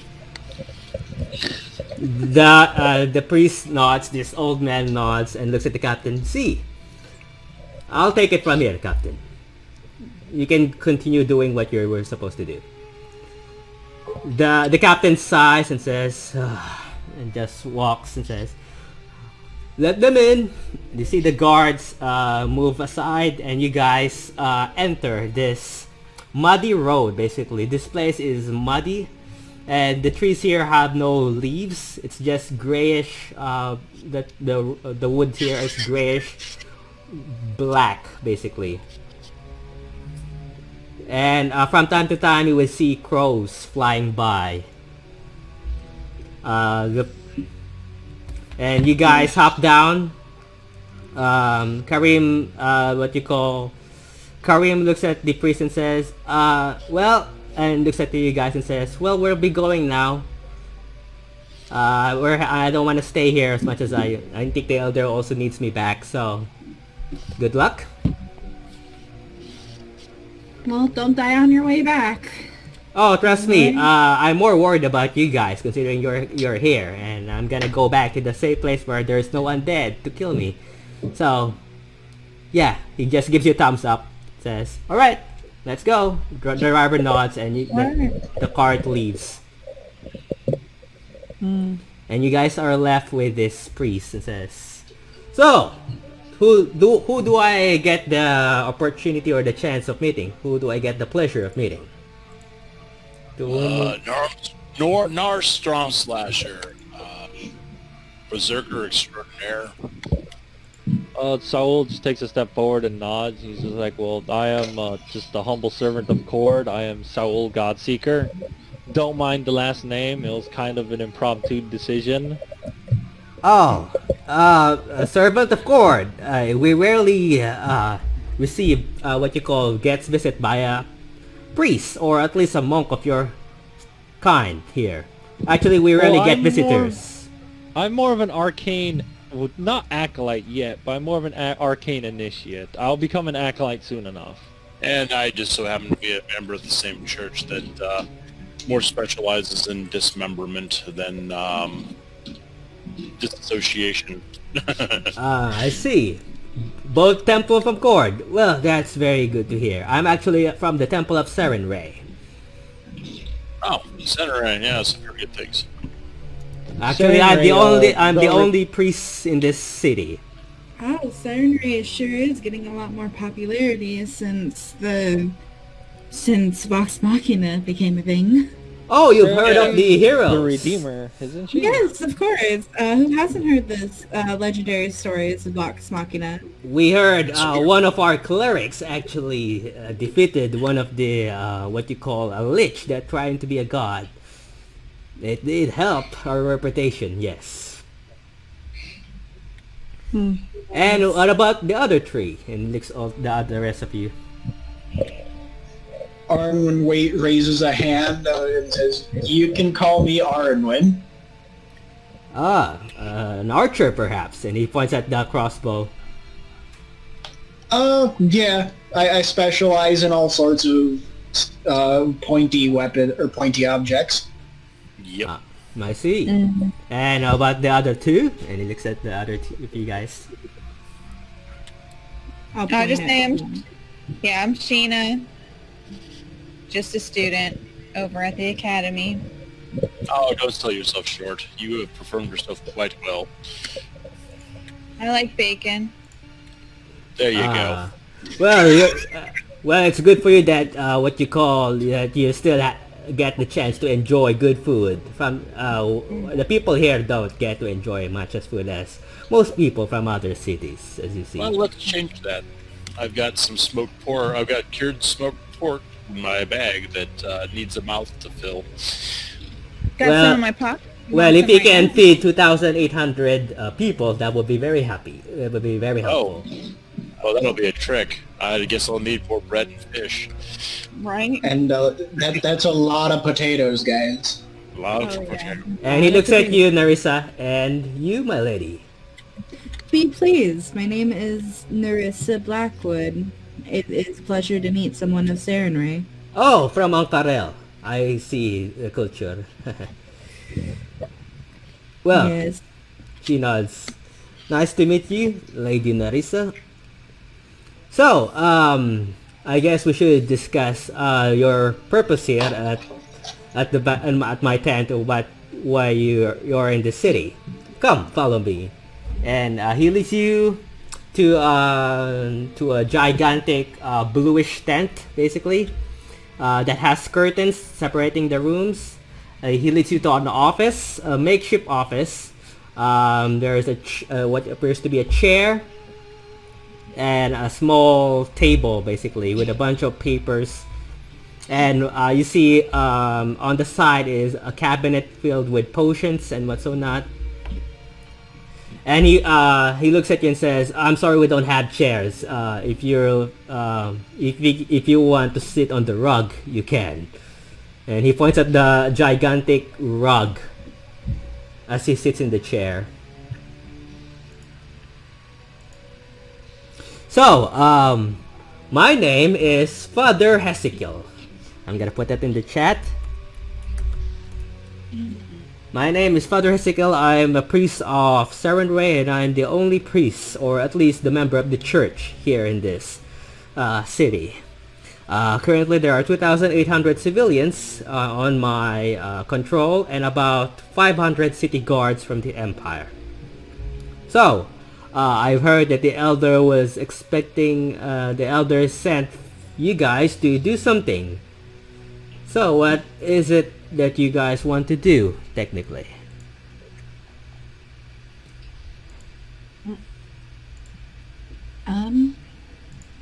Attempt to help as best as we can.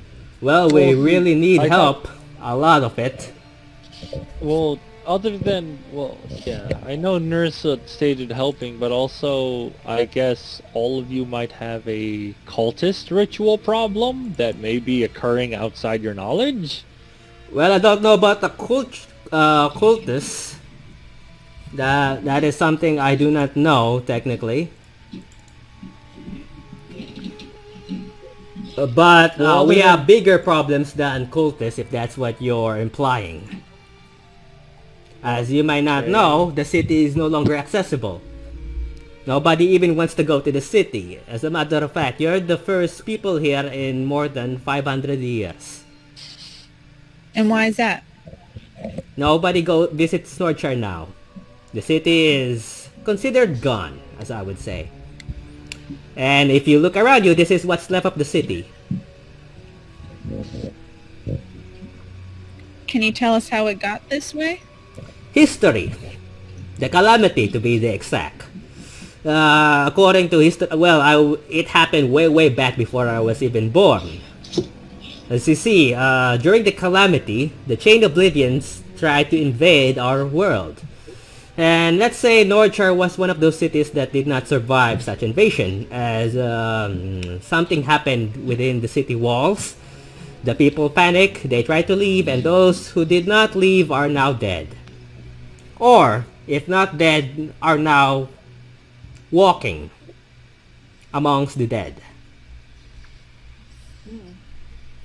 And till today, the city is very inhabitable. And by inhabitable, I mean you stay there for long, you become one of the dead. Forever. From time to time, we do send runners, or as we call them, to scavenge what they can from the city, but they do not stay there for more than a day. Because if they do, they die. If it's not the dead that kills them, it is what's causing the dead to rise back that kills them. Could that possibly have something to do with the meteor that crash landed and made people sick that one of my mentors told me about? Are you asking the priest or the DM? Which is it? No, the priest. Oh, the priest. The priest nods and says, perhaps, yes.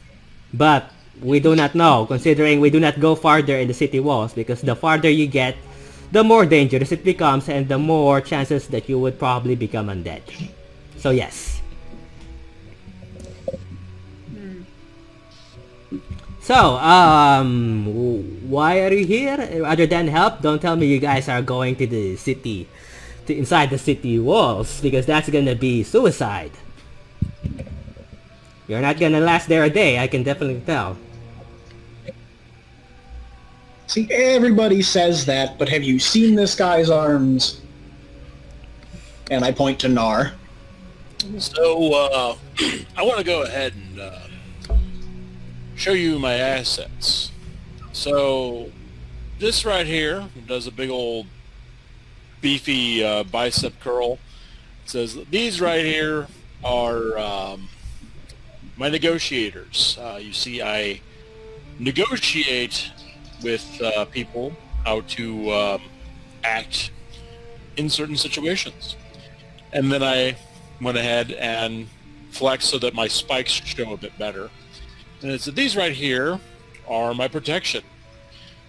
And they protect others from getting the wrong idea. Okay. I could already see that some of you are capable of fighting and at least defending yourself.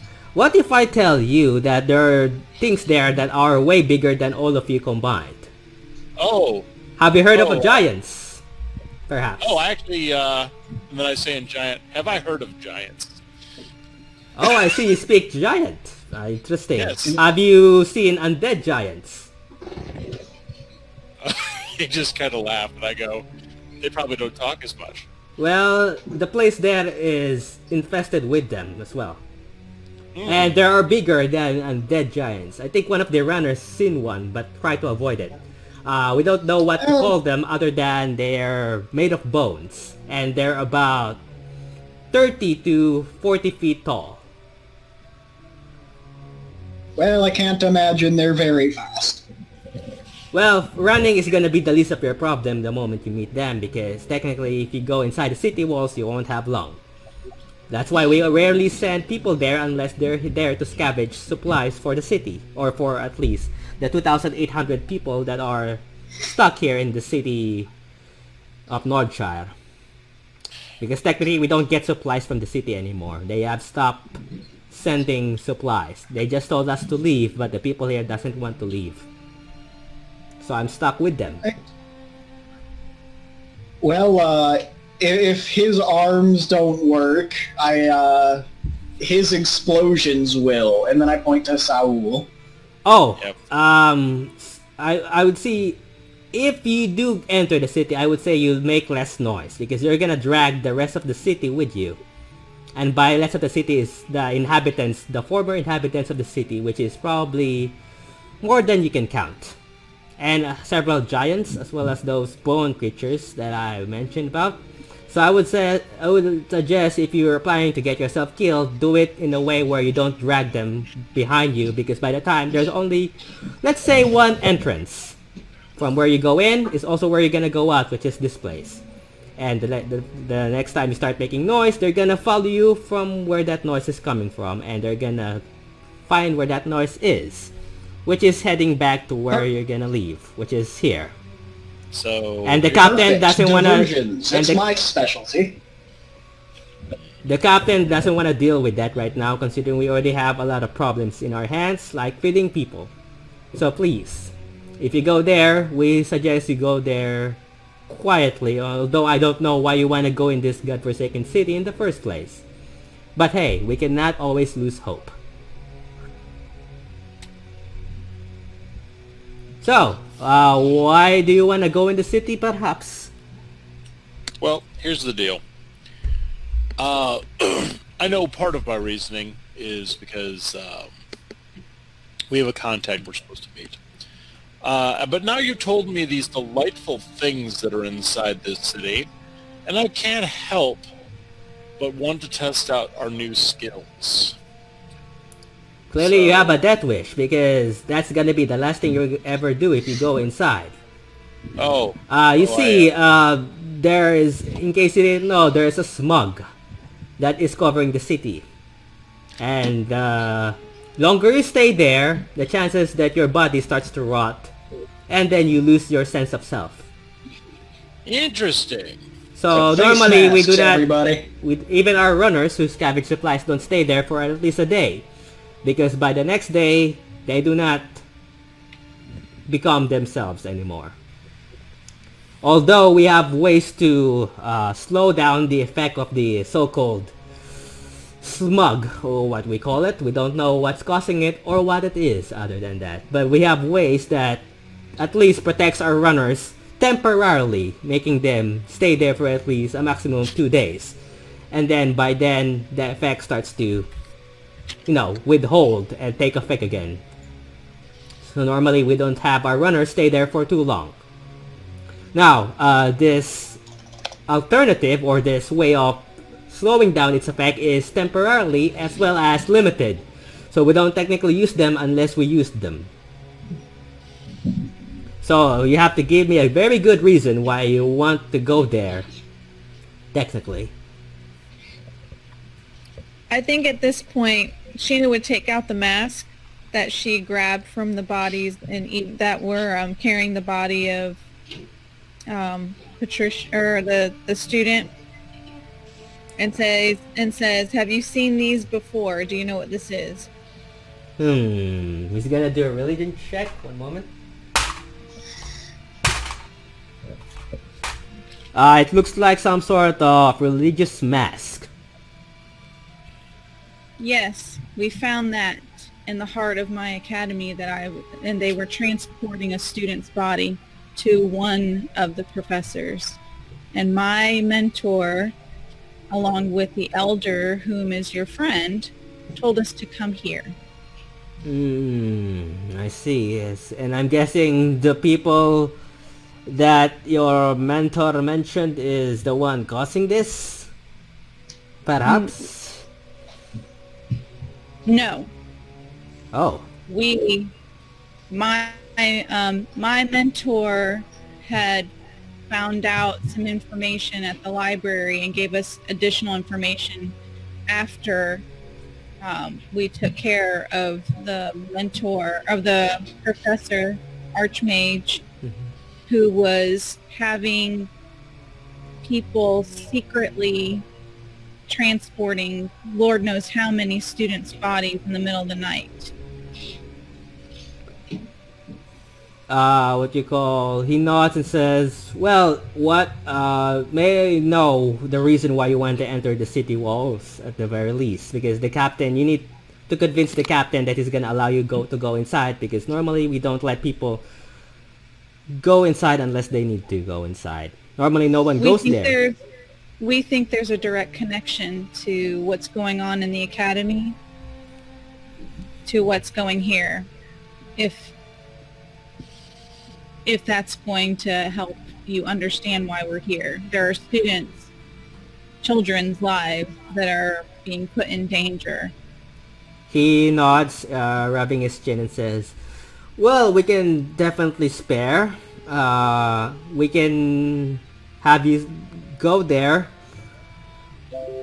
for some reason if you need to go there. There will be an airship arriving in the city to scavenge some supplies. The captain will be the one in charge of that. But it's only going to be a 2-day trip. So, by the time you're not out of the city within 2 days, there will be no way for you to go inside unless you go in the main entrance, which is where you're gonna go to the city of Nordshire from here. But the airship would leave with or without you if you're not done with 2 days. Chances are, if you're not done with 2 days, you'll probably be dead.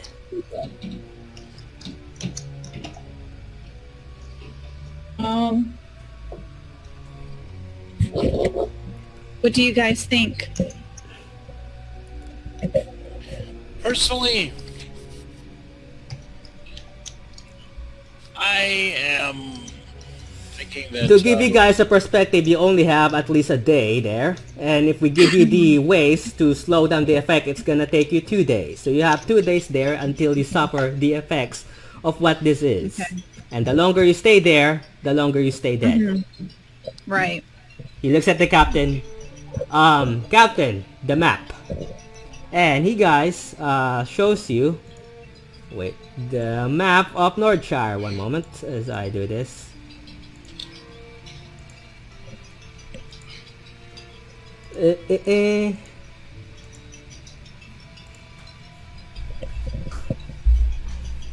Y'all notice a very nervous look on Nerissa's face.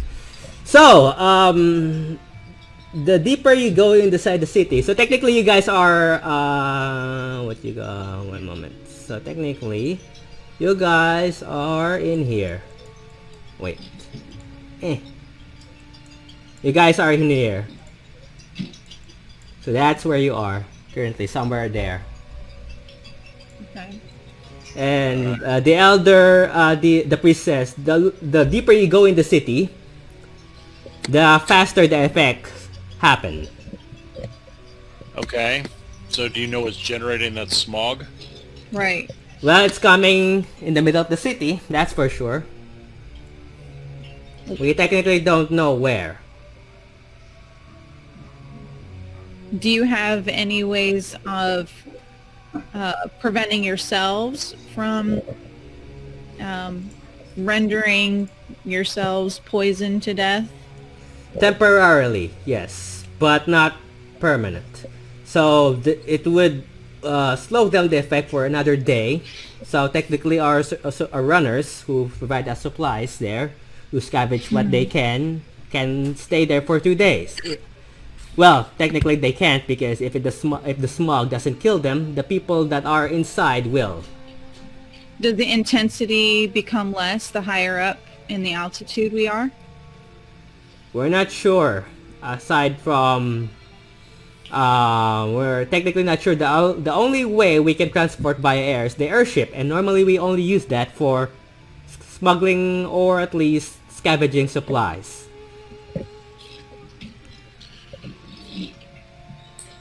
Well, we can help you scavenge supplies too. To help out. Are there any supplies you need that we can maybe scavenge for you so we can use the airship? The captain is not gonna be happy if you're gonna use the airship. Normally, that's only for, I would say, purposes for the Empire. That's the only ship we have. And if we lose that, we're gonna lose most of our supplies that involve scavenging. So, technically the captain is not gonna be pleased when he wants him to use that. You can definitely travel the city on foot, but we recommend not staying for too long. So if you need to do what you need to do it fast, and like I said, avoid unnecessary noise, because the place is infested with whatever these things are. Especially those skeletal big guys I mentioned. You see them, you run. And you don't stop until they don't see you. Okay. Skeletal big guys. We don't know what to call them. What? Sorry. What did you say, young man? Sorry, did you say blow up their shins? I thought I heard blow up their shins. No, he said that avoid them. Yeah, just basically Saul avoid them. also blinks. He says, "I also heard blow them up." Blow them up? What? No, he said do not blow things up. Technically, so that's the opposite that he wants. Blow up the giant skeleton. No, don't do that. Okay. Yeah, I know not to blow up the giant skeletons. I get you. Okay. Alright, guys. I'm very curious about them now because they're very Yeah. hyped up at this point, though. I just know I have the magic carpet that I can use. I just don't know who all would... It'll fit you and Narissa. You and anyone else Yeah. is too heavy. Unless, what is it? Well, Arlen, how how much much do you weigh? How much does Narissa weigh? Arwen weighs 110 pounds. He is a slender elf boy. Okay. He'd be able to go. Because I'm 260 and it can hold 400 pounds. Also, if you try to fly those things, the undead ones will see you flying and probably follow you where you're heading. So, stick to the walls. Well, as long as they don't have goblins to throw at us, we should be alright. Well, technically they are archers. We believe some of the former city guards... So they are skeletal. So they are proficient with weapons. Well, like I said, there are bigger things that you should be afraid of. Things that are way taller than those things.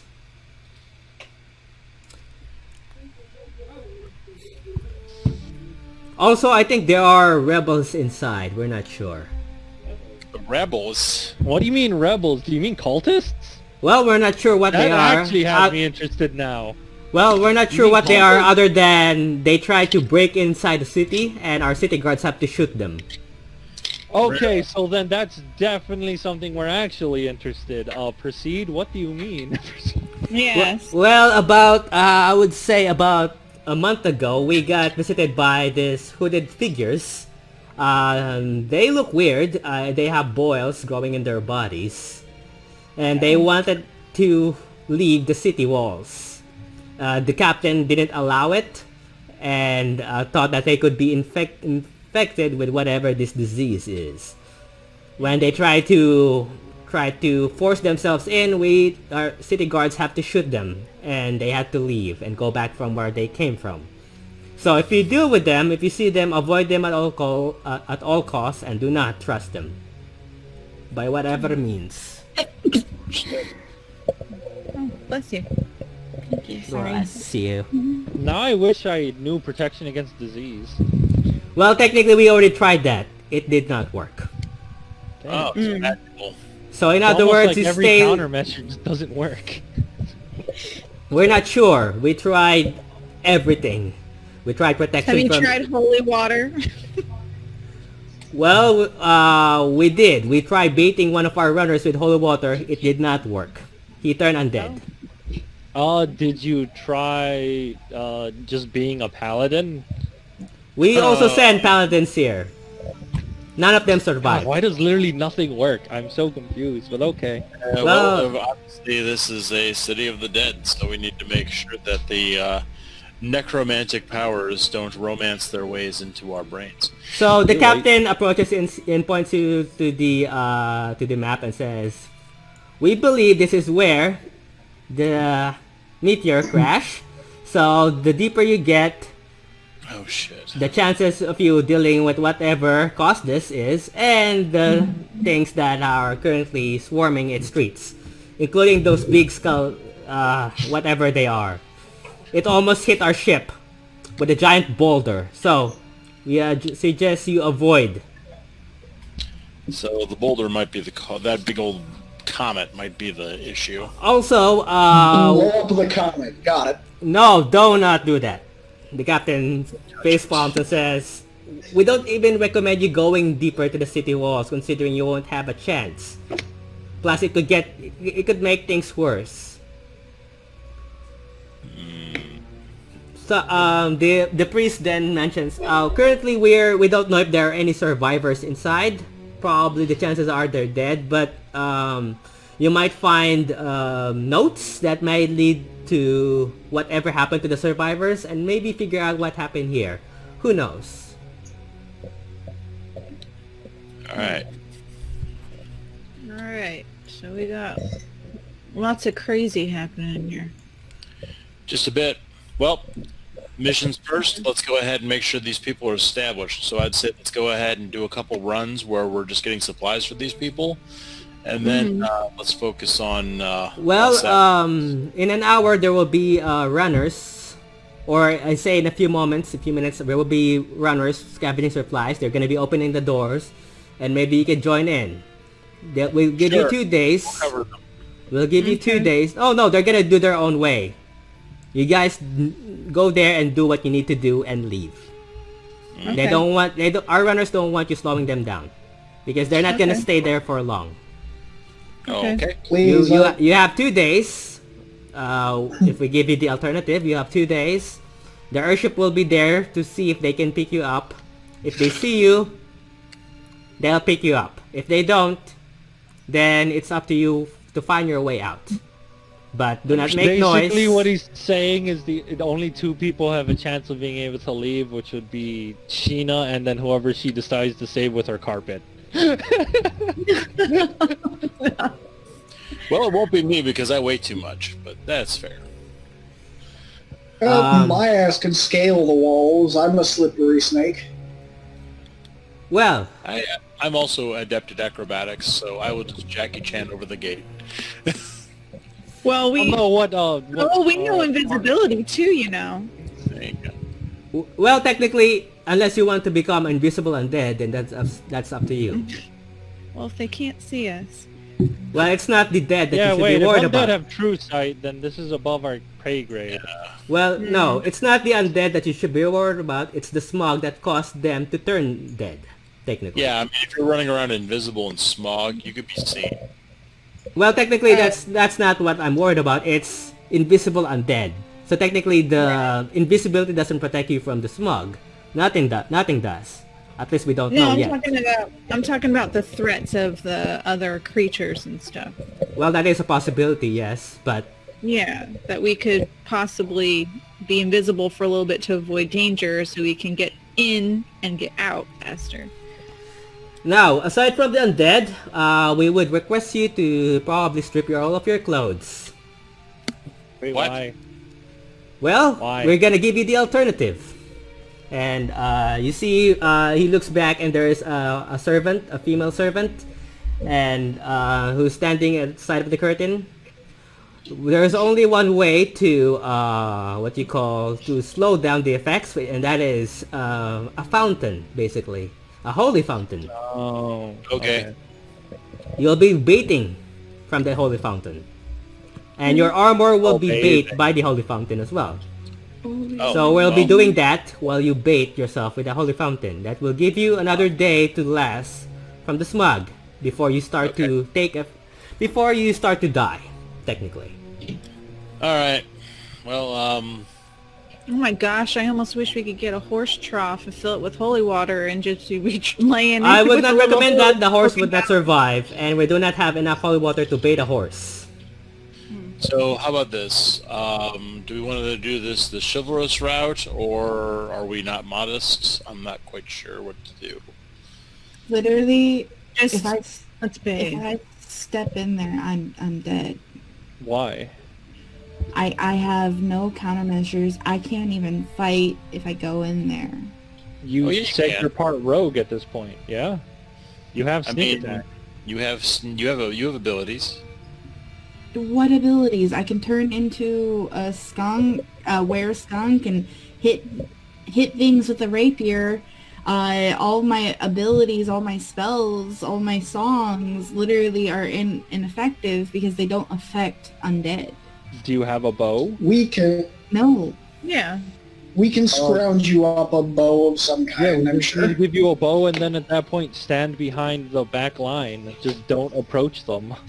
It's okay. We'll cover you. I mean, you guys helped Yeah. me out when we were dealing with a ghost, and all I was able to do was I turn can over a I can truck. have the city captain provide you a magical bow if that's what you're requesting. Yeah, we'd like to take one on loan. How much? It's free. If it keeps you alive, then it's free. As long as you don't stay there for too long. Sounds good. The captain, the priest looks at the captain, and the captain just nods, and a city guard approaches you guys, and Narissa hands you a +1 bow. So you now have a +1 bow. A longbow or short bow? Depends. What are you using, Narissa? Short or long? Bow would be proficient. I am not proficient in any of this. I'm not proficient. Or crossbow either. So if you're proficient in crossbow, What are you talking about? I'm proficient in crossbows. I'm not proficient in Oh. short or long bows. Okay. Well, okay. then- So they provide you what you call a hand crossbow, +1 hand yeah, crossbow. crossbow. So you could replace your crossbow with a +1 crossbow. Okay. All right. I'll go help you with that. Give me a second. So that takes care of that. Well, you're burning daylight. Volunteer first bath. Our runners will be leaving in a few moments, so my assistant here will escort you and have your bath. You can surrender your weapons to us and your armor, and we'll bait them with as much as holy water as we can. And the servant just hands a basket in front of you guys, and waits for you to undress. The priest then closes the curtains of the provides you rooms and close the curtains, so you guys can strip your armor, your clothes, technically. Okay. Well, I take off my clothes and go bathe. Mm-hmm. Owl does the same. Okay. Same. So you guys spend 5 minutes, or what you call 5 minutes, taking a bath, and then you come out. You guys are provided towels, and then your weapons are then surrendered back to you. As you guys, go to the doors, to these gigantic doors, I would say about 80 feet tall, basically. These giant round doors, double doors, that has chains on the sides, and you see what appears to be 3 people, 2 humans, 2 half-elves and a human, wearing roguish outfits that has giant pouches and bags on their back, and daggers on their sides. The city guards then go to the side of the doors. The priest approaches you guys and says, "Well, good luck, and hope that you don't die. Do what you need to do there, and do it quick." as the door slowly opens, and you guys all proceed to this, basically this place. As you guys enter, you do notice that there is a smog inside the city. This thick smog, and as deeper as you look, the smog gets thicker and thicker as you go, the deeper it goes to the city. And it's like covered in mist, making it hard to see. And the scent, it doesn't give you any scent other than decay and rotten meat, basically. That's all that you smell. You're not sure if it's the smell of the fog or the smell of whatever awaits you on the city walls. From time to time, as you got the runners spread out and leave you guys to do what you need to do, and they just disappear in the fog, basically. From time to time, you would see what you believe to be on the distance, what you believe to be walking figures, slowly walking, and you would hear groans and the crows of birds flying overhead. These crows. You Are guys, the crows alive? you're not sure. You're not sure if they're alive, but they're flying, so that's Oh, could how be. high above are they from us? About, I would say 40, more or less 40 feet. Okay, I shoot one. Okay. You shoot one, It's a roll. 17 and it does 8 damage. Oh, you roll a hit. What's your hit? 17. 17, it hits, and it drops in front of you, just a few miles. Is it undead? You look at it. It looks alive, but its eyes is glowing red. That's weird. So, to give you guys a look on what you guys are saying, this is what you guys are saying right now. Okay. So Arwin is gonna take a piece of cloth and wrap it around his face like a bandana. Okay.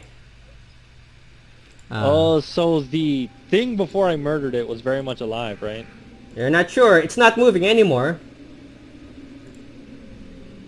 It's not moving anymore. because it's dead. Technically, you just killed it. So you're not sure if you killed the undead bird or you kill a live bird that is now dead. Okay. I see what you're saying. Okay. I was confused there for a second. Okay, so I somehow can't distinct between an undead and a normal bird. Well, it doesn't have wounds. Not a paladin is the issue. I think, okay, Sheena's gonna cast Identify. Identify on the bird? Yeah, and, well, I'd like to do one on the fog smog thing, but... Okay. Well, on the bird? You detect... Yeah. You detect necromancy? Okay, so the bird was straight up dead. Okay. Okay.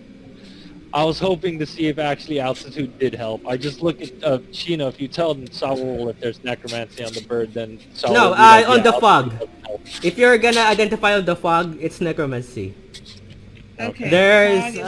There's an energy, the spine tingling energy, and the temperature here becomes lower as you go deeper, and you don't even see the sun anymore, or the moon. So the sky is just fog, basically. So the fog is really a magic fog? Am I Yeah. understanding this right? You're not It sure. is magic. It's straight up magic. Well, she would be sure if she's detecting necromancy with Yeah, identify. that's what I'm saying. Okay, I just want to make sure because... It's magic. It's straight up magic. Okay. It's magic that's stronger than a wish. Just so you know. So this is way above our pay grade. This is again like gods and shit. Okay. I want all 5 of you to roll perception. Okay. My familiar's helping. Who's the best with? Who's the highest Larissa, I perception? would say you have your noble clothes. That could provide you, and then technically, or for the sake of it, if you want to buy a +1 armor, we could say that before you leave the city of Dragosha, you could have one if you have the money. My bird gives you advantage. It's not too cold to the point that it makes you shiver. It's not like snow cold, but you can definitely sense the drop of temperature as you go deeper to the deeper. So Yeah, I was I- looking at the feet. Narissa, Narissa didn't have the money or the resources for +1 armor. no, you have. so she- Oh yeah, technically, but you have 1,500, right? Yeah. You have 1,500 gold. So keep No, that I in don't. mind. No, you have She that. has $1,000 worth of diamonds on her. No, you got that from the from Miss Eza. Remember, No, 1,500. she spent it on diamonds. She spent it literally on Oh, diamonds. so that's Yeah, what you. she Oh, spent it on okay. diamonds. Oh yeah, so that's what I thought you guys what you call provided each one on your side of the end of for the Well, diamond. I didn't like take all that gold. I gave it to like everyone and dispersed it. Okay. Okay, Yeah, okay. and then we gave it all back in, diamonds. Okay, I guess okay. coming in loud and Good clear. to know because I didn't know that. Yeah, I can hear it, Chris. Yeah. Nara, what did you roll? Narissa, Saul asked if you can pass him at least one of them just in case. Yeah. So, Nara, he what did you puts roll? One of the diamonds in his pocket. What am I rolling for? I had to get a new speaker installed. Perception. That would be a 16. 16. So only Narissa and Nar sees this. You guys see a small humanoid figure holding a doll of some kind walking from the Oh, distance. Yeah, another child with a doll. It doesn't seem to be a ghost. You're not sure if it's a ghost. It's those spookables. But it's walking quite not too far from your location, deeper in the city. So where do you guys Little go? girl. No, Right. stop it! It doesn't seem to pay mind as it's just it does stop and looks in the corner of a house. You see the house here are completely abandoned and broken as if it's been like this for so long. A state of decay basically.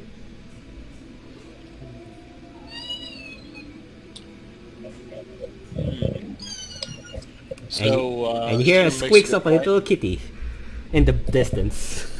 That kitty's not gonna be alive for long in this smog, man. We better find that kitty. Right. So what do you guys do? Well, I'm definitely not going to agitate small little girl. It is So, still it's just there standing basically.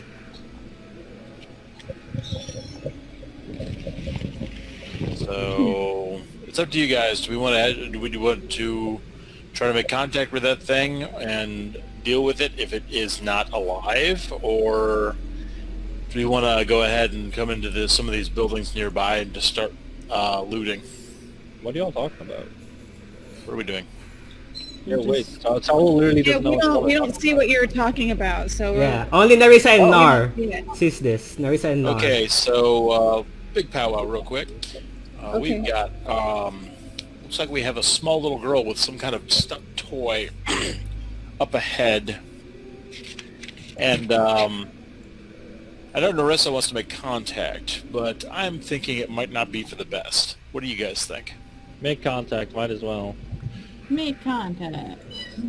All right, I unsheathed my sword. Let's go ahead and welcome. You see a young girl, probably around 10 years old, blonde hair, green shirt, holding what appears to be a small doll on one of her arms. And it's just standing there facing away from you guys, facing a wall, basically, of a house.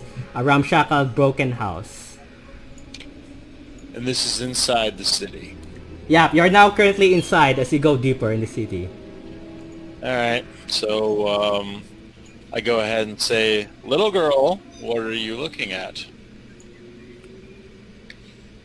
As you say that, she faces you, and you notice that one of her arms is missing. No. And as you see that she yells as if growling, a shriek noise, and I want you guys. Saul shoots a bolt at her.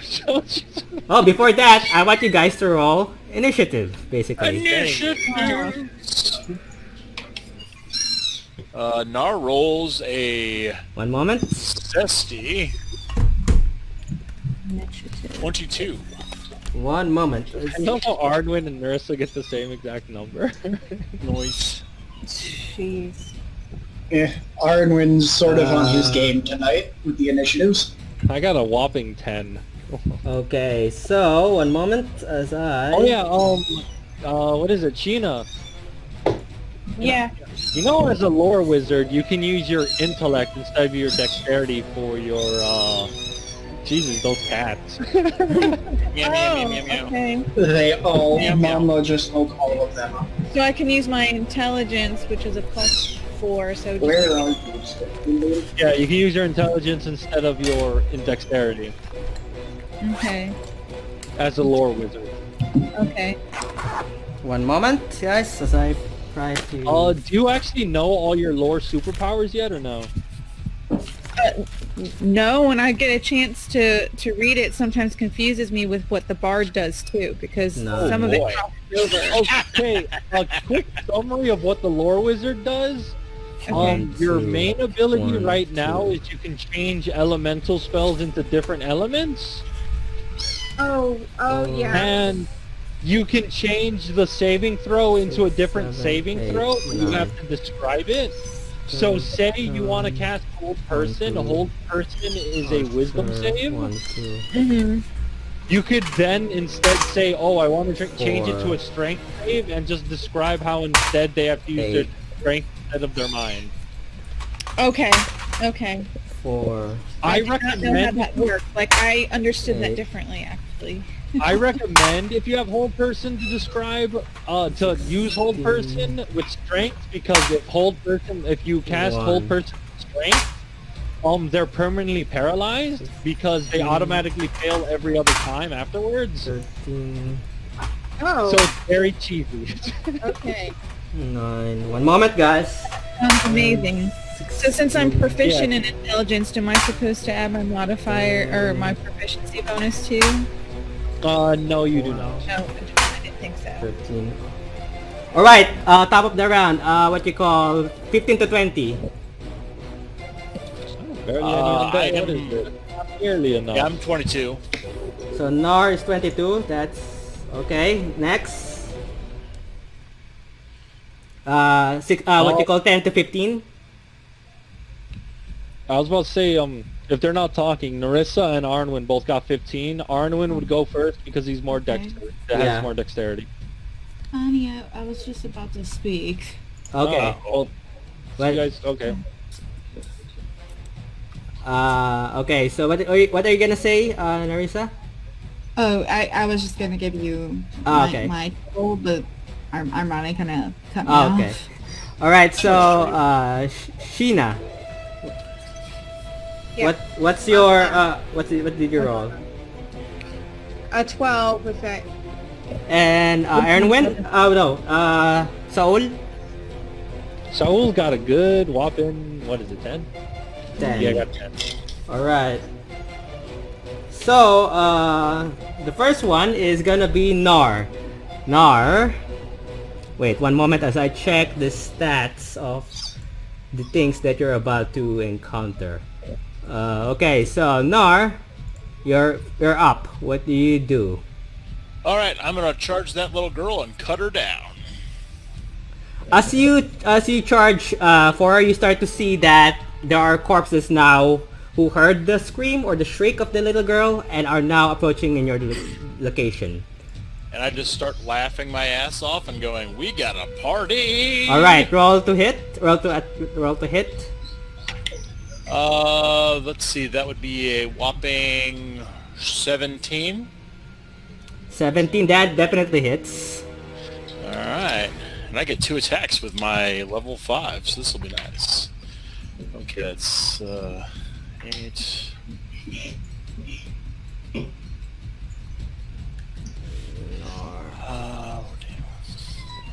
That's 22 damage. Yeah, it's dead as you chop it off in half, I just cut it in basically. half. And, Yep. Now with 5e, if you have 2 attacks, is it only against one target, or you can pick another target? If you can move pick it, another target. yeah, you can. If you can move All to another target, then yeah. I will go to number 3 and cut that thing down real quick too. Okay, roll to hit. Let's see.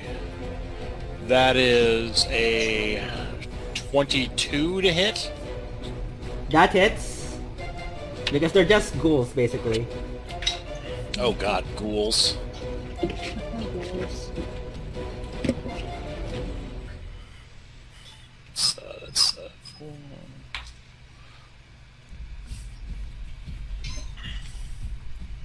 That's 16 damage. Yep, that is, you managed to kill 2 all at once. Alright, I just anything else? cut it in half. I'm just sitting there laughing. Yeah, like you a just maniac. chop it off its head and it plops in front of you. Alright, anything else? And I go ahead and keep at the ready nearby our spellcasters so I can use my special ability if need be. Okay. Alright, is that it? Yes. Alright, so the next one is corpse number 5. He's gonna 5, 10, 15, 20, 25, 30. He's gonna attack you, Nar, with his claws, basically. Oh jeez. If you get paralyzed instantly. 12. That doesn't hit. Nope, you managed to avoid it just in time. Alright, next one is Erwin. Alright. Arnwin is going to take a shot at the thing that just attacked Nar. Okay, roll to hit. I got an 18 to hit, a 12 for regular damage, and 13 for the sneak attack. 13. What's the total? 20... 25. 25. Yeah, that kills it. Dang, it's almost like we're level 5 characters. Feels good, man. Yeah. Feels good. Feels good. Right? Yeah. And then, alright. Anything else? I'm going to scuttle my way up onto the rooftops, and I am going to Corpse 5 is dead. to sit. I'm gonna go sit up on the rooftops and make sure I'm not getting attacked by things. Okay, roll acrobatics or athletics? He doesn't need to. Oh yeah, So because you're rogue shit. I keep forgetting. Yep, second story work. I can just scuttle up walls. Okay, so where are you going? Which wall? Technically. Here? Yeah, up there, and I'll go 2 blocks to the right. He can just do wire climb essentially whenever he feels like it. Right there? Yep, that's where I'm going. Anything else? Nope. I don't think I can hide from these things here. So. Okay. So the next one is a skeleton, which is he's gonna shoot an arrow. Oh, what about me? No, because I forgot the skeleton has a 16. Oh. So sorry.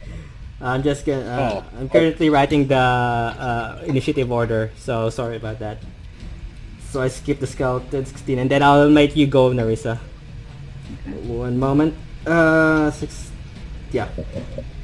That's skeleton number 1. So it's gonna shoot at you, Erwin, with a bow. Oh, Yeah. you said you were prone or sitting, right? Yeah, I crouched down. So you have half cover. You have half yeah, he cover. has half cover, so his AC is +2. Okay, good to know. So with a short bow, basically, one moment. Heads up, Brandon, if you said you were prone instead of crouching or something, Nope. the archer would have disadvantage. No, it misses, so it doesn't really matter. Narissa, your turn. Okay, seeing Arnwin scuttle up on the roof, I'm instantly going to want to scuttle up onto the roof like him. Okay, so roll athletics. Acrobatics. Acrobatics, sorry. Yeah, acrobatics. Yeah, she's not high enough level in rogue. 13. I would say, yeah. It's not that hard, technically. So that would be Okay. enough. You do struggle a bit, but you manage to. Alright, so I get up there, and then I take aim at skeleton number 1, and I'm like, okay, let's try this out. Handcraft. Go. Yeah. Okay, so does a 13 hit? Oh, wait. Eh. There you go. That's better. Okay. Does the 13 hit? Let me check. 13, right? Let me check. Yeah. Yeah, that just hits technically. Okay. So then I'm gonna do sneak attack since it's right next to Nar. And they take 7 damage. 7 damage. Yeah, you. What are you? What are you using? The bow, or the crossbow? Yeah, the hand crossbow. Okay, so that's skeleton number 1 that has 7. Yep. So he takes an arrow to the shoulder. He looks at you and growls. Okay. Anything else? Oh. You won't be able to get up here. That's One moment. Sorry, Watch what? him just somehow vault across the roofs. Watch him just vault. What did you I say? said he won't be able to get up here, so... No, yeah. He's in a different roof, basically, the skeleton. I'm a motion for you to crouch down. Okay, I'm a crouch and be like, I am rogue in training. Let's do. Okay, so you now have half cover, basically. Yeah. So, add +2 to your AC as you're dead. Alright, so, anything else? That's it. Alright, so next one is gonna be this guy. 5, 10, 15, 20, 25, 30 is gonna do that. And then corpse 7, wait, Now the issue becomes whether or not I smite things already. I don't think I should use my smite this early. No, we're dropping these things like flies. Save the spell slots. So next one is 13 is corpse 8. So corpse 8 also 5, 10, 15, 20, 25, 30. So that's one, and then corpse after that is gonna be corpse 8. I'm gonna die. I'm so fragile. Oh, trust me, you're just getting started technically. 8, and then one moment, as I'm trying to keep track. 8, and then Archer 2 is gonna shoot at Nar again. And 11. Oh no. Let me check. What's the 11 hit plus 15 basically? Nope. Nope, it still misses. So you managed I'm to popping and weaving. you managed to avoid technically the arrow behind you. All right, next is Sheena. Okay. Alright. So, I think what I will do is I'll use my ice knife and I will throw it at 2 and I would change the element from ice to fire. To which one? To the skeleton or the zombie? The number 2 bug thingy that's next to the zombie It's a looking skeleton. thing. Or skeleton, sorry. My screen This is... guy? Yeah, that guy. Okay. Yeah. You casting it at level 1, or what level are you casting it at? Oh, I would definitely cast it at level 3. Oh shit. You might want to save those slots. Just I would recommend. save those 3s. These things don't have I a do ton have of a health. question, though, because really quick before we get to that part. So since the air is causing necrotic damage kind of thing, I know I put in the chat for absorb elements. Can I not use that spell to absorb the element and change it to cold damage so I could store it? Technically, absorb elements is for you. In terms Okay. something attacks you with an elemental attack, so it provides you resistance basically. So the So damage. if you necrotic damage, you could do it. So if they have necrom. That's what I thought, because if it's necrotic, going to cause me that's to what- die. Necrotic isn't an element. Yeah, basically really? that's also. But Necrotic I is thought not. it was a spell, though. So If it's a only spell the can basic cast it element, for fire, 15. water, and all that Yeah, junk. fire, No, water, I think thunder, energy. lightning. Yeah, think of energy. Thunder, lightning, acid, anything with actual energy. Necrotic is, think of Yeah. necrotic as like the lack of energy or decay. And the smog is not giving you necrotic damage, but it's a necromancy. It gives you a necromancy once you identify it. So Yeah. so you're not sure if it's even causing you necromantic damage technically, but it's necromancy. Also, another issue with that is that this magic itself defies even wish. So like, Right. I don't think absorb element stands a chance, Okay. even if it did work. Mm-hmm. All right. So what are you Okay. using? I mean, you could keep using I level guess one. what I'm not understanding in this particular battles, I'm not understanding how strong these things are. They're They- like water. Yeah, they're meant to pretty be weak. resources and HP, but they're not meant to kill you. Okay. So I could cast it at a 1. Yeah. Yeah, That, you can have it at a 1, it won't die, but it'll eat the resource. So do you have a damaging cantrip instead? Fireball. No. No, I don't. Well, I have True Strike.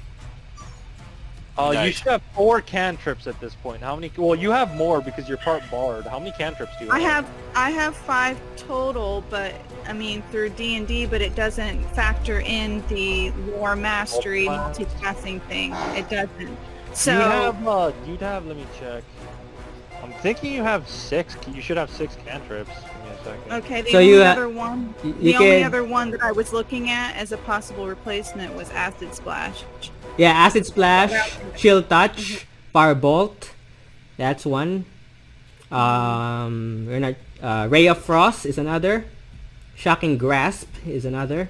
Oh wait, you know what?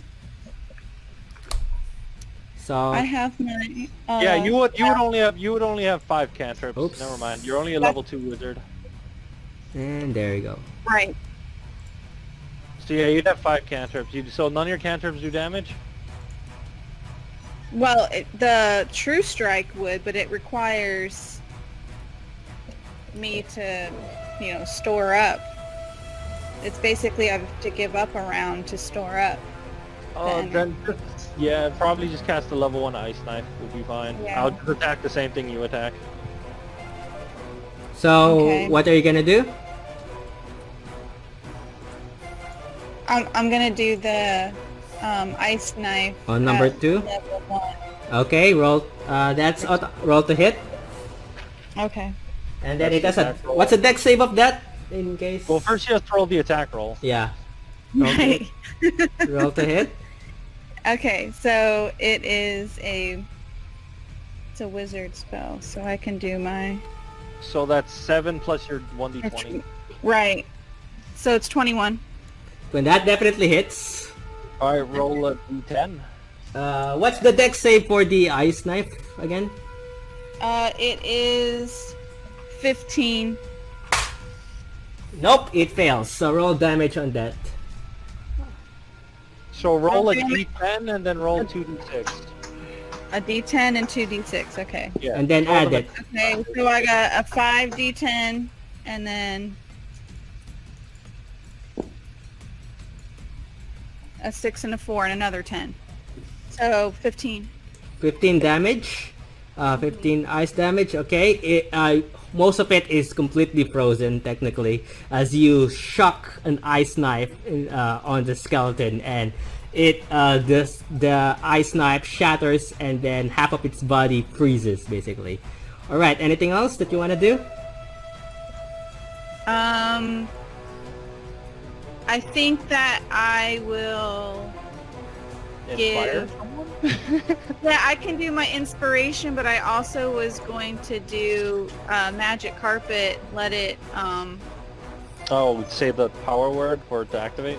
Yeah, Mhm. to fly it up to Narissa, because I think she might she might need it more than any of us.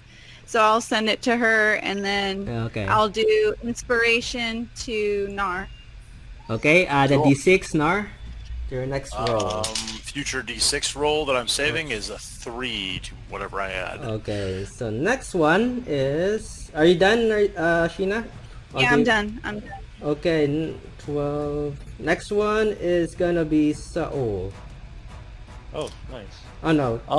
My Not sure. bird flies up to number 2, does the help action, then flies another 20 feet back to me, Okay.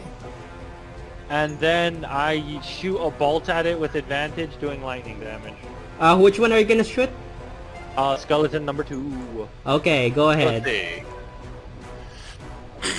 Does the 19 hit? That definitely hits. It takes 14 lightning damage. It is dead. Zappy. It is a Zappy boy. It is I am a completely boy. dead I am as the bones shatters and falls to the ground. All right. good. Next one is gonna be the corpses technically. So corpse number 2 is gonna charge you, Saul, and hit you with its claws.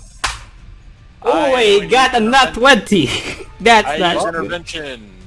What does intervention do? It is a reaction starting at 5th level. Whenever a hostile creature you could see takes an attack. Okay. So if I see him charging at Saul, I run forward and intercept and take that hit. I also knock it back 5 feet. Oh, okay, that's good. Well, you get to use that. So, Okay, I so just run forward and sucker punch it in the gut and just like, nope. So do you have to roll an attack roll, or how does that work? 'Cause I'm so Oh, it confused. just knocks it back. It does. Okay. 2d4 plus 2. Whenever so the attacking creature then targets me, making its attack roll with advantage. So the nat 20 goes to me. 2, 4. You take 8 damage, Nar, and Okay. you need to. You must succeed. You must do a Constitution saving throw. I'm guessing DC 10 probably. Mm-hmm. Let's see. That is a 16. That's Yep. more than Yep. You're a barbarian. Yep. You managed to you managed to resist the effect of the paralyzing one. All right. So, Next Yep. is number 8. 5, 10, 15, 20, 25, 30. They're just wandering around technically. And next one is number 3. Corpse number 3. I think it's dead. I don't see it in my screen. I killed it. Yeah. I have to take. I And did then some corpse murder. number 1 is also corpse number 1 is also gonna be 5, 10, and gonna attack you, Saul. Saul waves at it. So Oh I my got the god, clock another guard nat time. 20. I can't believe I'm rolling too well for these corpses. Oh no. Well, that sucks. That was 2 nat 20s in a row. I wish I That's could no good. roll 4. Oh god, really? You take Alright, 16. 16 Sounds about right. damage. Saul's half dead. Wait, you're dead?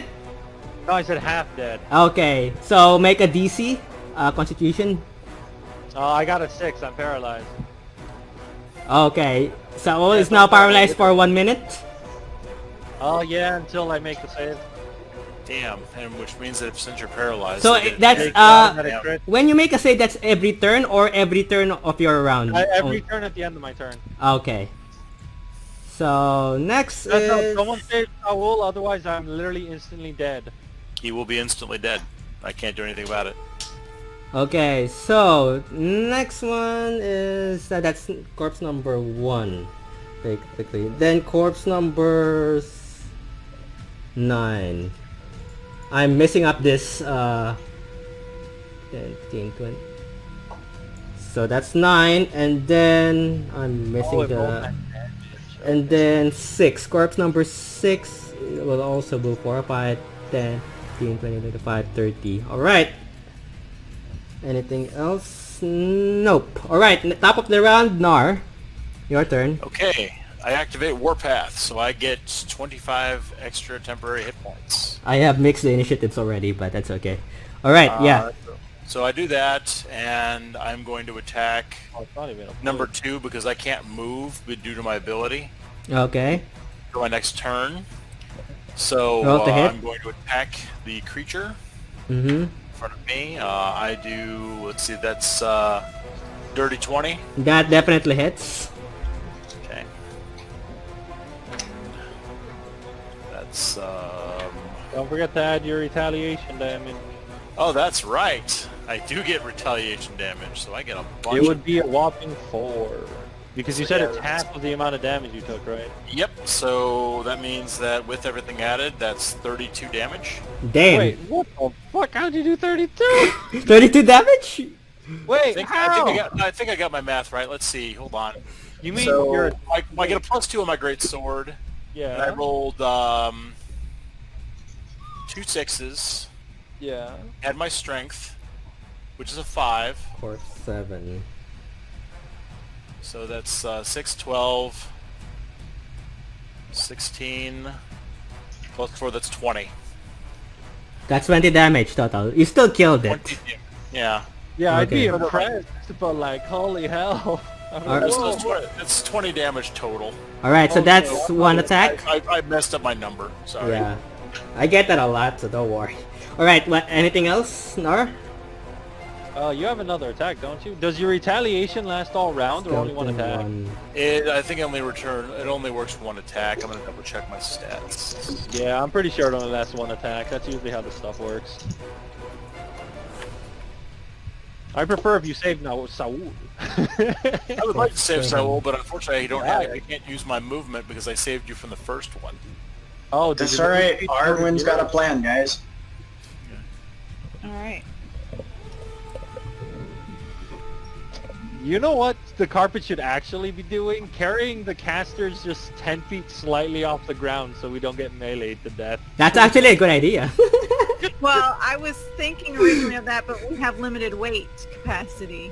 Yeah, well, at least it would be Sheena because Saul's gonna die anyway. He's a fucking strength wizard. Of course he was gonna die. I accept he's gonna die, but you know. Sheena doesn't need to be mauled horrifically. She's not a terrible build. She's a lore wizard. But I was gonna ask you. I thought that if you were gonna be like copying protection against good and evil, couldn't you have used that? Yeah, but I was being greedy and wanted to kill something. Oh, okay. I see. Alright, Okay, anything yes. else, Nor?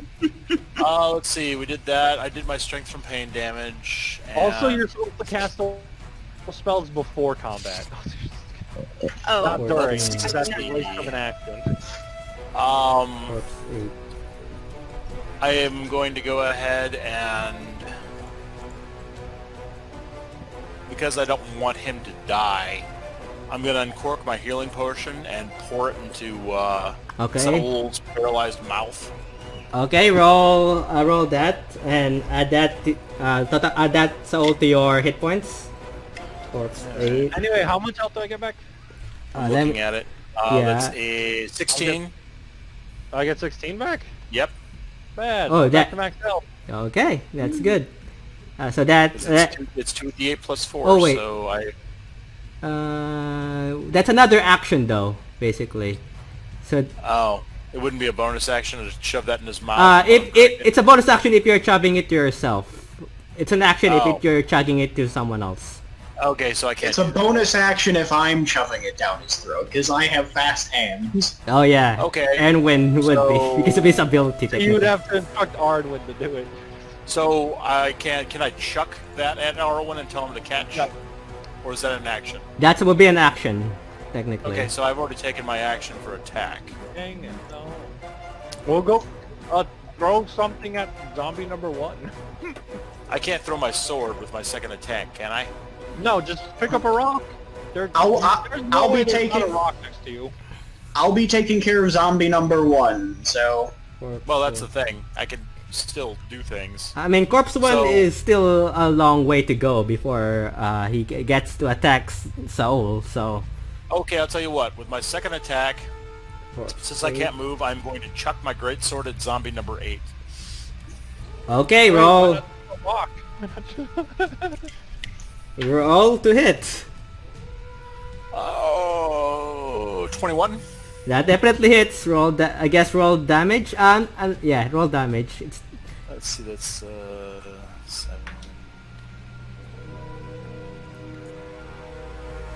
It's 10. 15 damage? Yep, let me just check. Yep, it's now stuck on its chest, so technically. So I got zombie number 8 pinned down. No, who are you attacking? 1 or 8? I threw the sword at number 8 because I still had a clear line of view. I figured that if one of our spellcasters is in trouble, I don't need to make the other one too. Okay, so it absorbs the sword and it's stuck on its chest, basically. So it's not dead though? Nope. Okay. Or- So 15 damage, I kill it. Okay. Anything else? Nope. Alright, That's all I next can is gonna be skeleton number 1. He's gonna attack Sheena as he sees you at line of sight. Okay, That's well I can cast shield. Venus. Yes, shields reflex. Yeah. so. What's Does your he- AC? does he What's your hit me? AC now? You also have the Okay. cape. Don't forget, you also have the cape. It would be Can it 21. go before me? You have the cape. That adds to your AC. So don't forget to add that. So what's your Yeah. AC now? Total plus the shield. I thought it would be It's 21. only it's 15 without the shield, and then the shield is It's- supposed to add. Wait, I thought your wisdom was 2. No, it's only 1. Oh wow, I thought. Okay, never mind. As an insight It's still character, I thought your wisdom- it doesn't really matter because it misses because it rolled a 12. So you managed to duck just in time. All right, next one is Erwin. Alright, Arwen's gonna jump off of the roof onto zombie 1's head, Okay, attacking with my rapier. Roll to hit. No, zombie number Oh. 1, not. Oh, skeleton sorry. 1. Sorry. Yeah, the one that's attacking Saul over there. Okay, roll to hit. So you're here. You're 5, 10, 15. Oof, only a 13. That still hits. It's a Alright, corpse. cool. So the regular damage was a 7 sneak attack because he's next to an ally, if it wants to roll. So corpse 8. 14 on the sneak attack damage. 14. Yeah, he absorbs the hit. It's still alive. Total of 21. Yeah, 21 damage total. 21. Let me just check. You almost killed it. It's not doing well. It's alright. Next would be anything else? Erwin? It's still standing. Do you What? have an offhand dagger? Do you just keep in your pocket? I have 3 daggers on hand. I'm Oh gonna wait, offhand you use your Have it. +1 dagger, right? No, it's the rapier. So sorry. Never mind. Yeah, use your offhand dagger. Remember, you can just innately dual wield. You don't have to have the feature to do it. Yeah. Yeah, I'm gonna take a swipe at it with my +1 dagger. Roll to hit. Swipey. 13. 13. And the damage is another 10. It's dead. It said dead. Anything else? I'll go stand up next to Saul Here? just to protect him. Or other here? side. Here. Right there. Okay. Alright. Narissa. Okay, so I know Sheena sent up the magic carpet. Yeah, the flying carpet is now heading towards you as you're looking at this. How close? Is it like close enough that I can jump onto it, or? But at this time, it just reached you. So it's now standing just beside you, waiting. I'm gonna get on it Okay, you're now on it. and crouch down and shoot at skeleton number 1. Roll to hit. 15. That hits. Okay. And then I'm also gonna do sneak attack. Or wait, no, can't do sneak attack because nobody's around it. Never mind. He takes 8 damage. Yeah, that's just enough to kill it. Okay. Alright, so anything else? 7. I guess I'll go down and be like, anybody with low HP, get on. If you can hoist Saul onto it, that'd be handy. Okay. Okay, you go next to Saul, technically. Right? Yep. Okay, so you're now hovering above the party. So, anything else? I'll do. Okay, so next one is corpse number 7, 5, 10, 15, 20, 25. It's not gonna reach you, Sheena. I mean, Narissa. So it's gonna go for Sheena. It's gonna attack with its claws. 10 plus 14. Does that doesn't hit because you have a She has 15. 20 right now. So that doesn't hit technically. So you that misses. So let's see here. Then corpse 5, 10, 15 is gonna attack you, Nar. Okay. It rolled a nat 1, so you managed to avoid it, basically. This is gonna the... shrug him off. Sorry, this is the one with the sword in its chest. The one, the great sword on its chest. Aw, you came back to me. Okay. I didn't know you had a returning weapon. That's pretty sweet. It's not every day you're victims of it actually come back. Archer 2, basically. 1, 2, 3, 4, 5, 6. Okay, and then... Skeleton 2. After that, Skeleton... 13... 8. Alright, Sheena, you're next.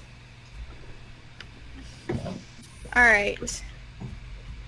So I'm going to do... I don't know if I can do this, DM. Okay, what are you You're doing? gonna have to tell me.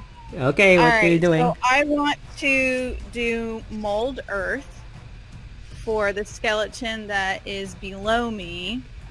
The zombie, okay, this one? And I can move it, so I would like to put it on top of the zombie in front of me. Like 5 feet of dirt, including the zombie on it, and throw it onto. One moment, as I'm checking mold earth right now. Mold earth, you choose a portion of the dirt or stone that you see within a 5-foot cube. You manipulate it in one of the following. Target area is loose as earth. You can instantly excavate it, move it along the ground, and deposit it up a bit away. This movement doesn't have enough force to cause damage. You cause shapes, color, both to appear to stone. If the dirt is stone, your target is on the ground. You cause it to become difficult terrain. Alternatively, you can cause the ground to become normal terrain if it's already terrain. The times for the target area, you can control its speed, move it. I would say is... how am I gonna do this? If the dirt stone target is on the ground, you could cause it to become difficult terrain. It doesn't say if it's gonna affect a creature though.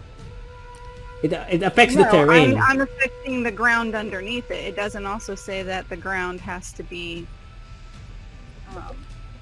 just ground. The target area, you can because it's not gonna cause any damage technically. So I would say I'm gonna for the sake of it, I'm gonna make it I'm gonna see if it's prone, but that's the best it's gonna do technically.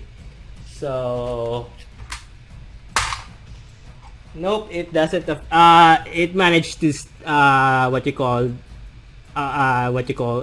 negate the effect of the tremor or the mold earth. Okay, then I will. That's fine. Anything else?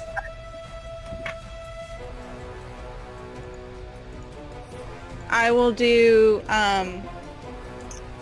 I'll use cutting words. Okay. So, on the first zombie attack. Is that a cantrip or is that a bonus action or an action? Because you're casting another spell. Cantrip. Cutting words is not another spell. It's not another spell. Oh, okay, sorry. I'm just correct. It's a bonus. It's a bonus action. Yeah, it's just a bonus action. It's just a class feature. Okay. Yeah. So, which are you targeting? I don't need to target. It's just it can reduce an opponent's attack, ability, check, or saving throw as a reaction. It's as a reaction or Is an it a reaction? I thought you have to. Yeah, it's a reaction. It was something that I could hold back, like Bardic Inspiration dice. Whatever number I roll, I can hold on to it. Isn't that what it's supposed to be? Right? Technically no, but the DM just allows it. Cutting words, wait. Also, 3rd level, you can learn how to use with the distract, confuse, otherwise tap the confidence of other. When a creature that you can see within 60 feet of you makes an attack roll, ability check, or damage roll, you can roll a reaction to expand one of your uses of Bardic Inspiration, rolling a Bardic Inspiration die, and okay, so I would say if it attacks someone, you could roll a Bardic Inspiration die. I'm not sure what die this is. D6 right now. It's still a D6. So that would deduct the attack on your friends or yourself if the creature attacks. So depending on which creature you choose, this would affect. Right. Yeah. So which are you gonna focus? It would subtract. It would subtract from. So are you gonna focus on attack. monster set, zombie corpse 7 or 8? Which do you want the effect to take effect on 7 or 8? Oh, I didn't know I had to name it. If that's the case, then I'll get Bardic Inspiration to Saul. Alright. Okay. Works. So you Because that way, whenever you roll, because I thought it was, I misunderstood. I'm sorry. I thought that so the cutting words is word- for a monster. So if it you could use your basically if it attacks one of your friends and you Right. use the cutting words, it would distract the number of the hit basically, making it miss its attack depending on what he rolls. Right. So providing basically a defense or a cover. So now roll a d6 or who's ever gonna roll a d6 for the inspiration technically. Oh, I'm rolling that when I make my con save. Okay. Good. No? And anything else, Sheena? No, that's it. Okay, next one is Saul. Alright, roll my con save. Okay, let's see if this d6 works. I highly doubt it, but we'll give it a shot. Oh, it worked. With the Bardic Inspiration, I get a whopping 11. I Okay. am no longer paralyzed. Okay. That's good. So, That's my turn, though. That took my entire okay. turn. Next Do some is... music. I am no longer twitching on the ground, convulsing. 9. Corpse 9 is gonna move close. 5, 10, 15, 20, 25, 30. They're hovering around. And then next is gonna be corpse number 2 is dead. So I don't see it. Skeleton is gonna move here as well. 5, 10, 15, 20, 25, 30. As well as this one. 5, 10, 15, 20, 25, 30. So they're all hovering. Corpse number 4 will also move 5, 10, 15, 20, 25, 30. He's gonna attack you, Nar. Okay. He misses. You managed to avoid it. It's that sword sticking out. It's just kind of blocking that path. Alright, top of the round again. Wait. 8. So these guys haven't attacked yet. Corpse 8 is... Yeah, Corpse 8 is gonna attack you, Nar, as well. Forgot they haven't moved. Nope, they also miss. And Corpse 7 will also attack you, Sheena. That also 11, 13, 14, 15, 16. 13, 14, 15, 16. That hits, right? 16? My AC is 15. Though. So yeah, that But definitely hits. I can cast shield though, can't I? Oh yeah, you can cast shield. Okay, so that misses at automatic. Oh. Alright, so top of the round again, which is Nar. Alright. I'm going to rip my sword from that thing's chest as one of my attacks. Mm-hmm. So I guess I do damage to it, ripping the sword on the way out. Yep. I wouldn't really have to roll for... I just have to roll for damage, don't I? Yeah. So that's... Let's re-roll that because of that ability. So it's 10. Corpse 8. 17 damage. Yeah, you managed to shock it out, and now it is dead as you pulled it all the way through its skull. Yeah, you pull it all the way from its chest, and then ripping it from its skull, basically, as it flops to the And ground. I'm going to go ahead and charge forward and kill the one that's in front of Sheena. Roll to hit. Yeah, wait, you have two actions now, right? No. I have two attacks. Oh, yeah, so I okay. have one attack, and I'm just using the other attack. Okay. So I'm using that attack now, and that's a 27 to hit. That definitely hits. That's not great damage. Let's see, that's 6, I'm going to use that +3 that I got from Bardic Inspiration that I didn't use. So that gives me a grand total of 15 damage. 15 damage on Corpse 7. Yep. I'm not sure if Corpse 7 is damage. Nope. Alright, so yeah, it takes the attack. 15. It's still standing. So I just cleave it real good, and it's like, all right, that's all I can do right now.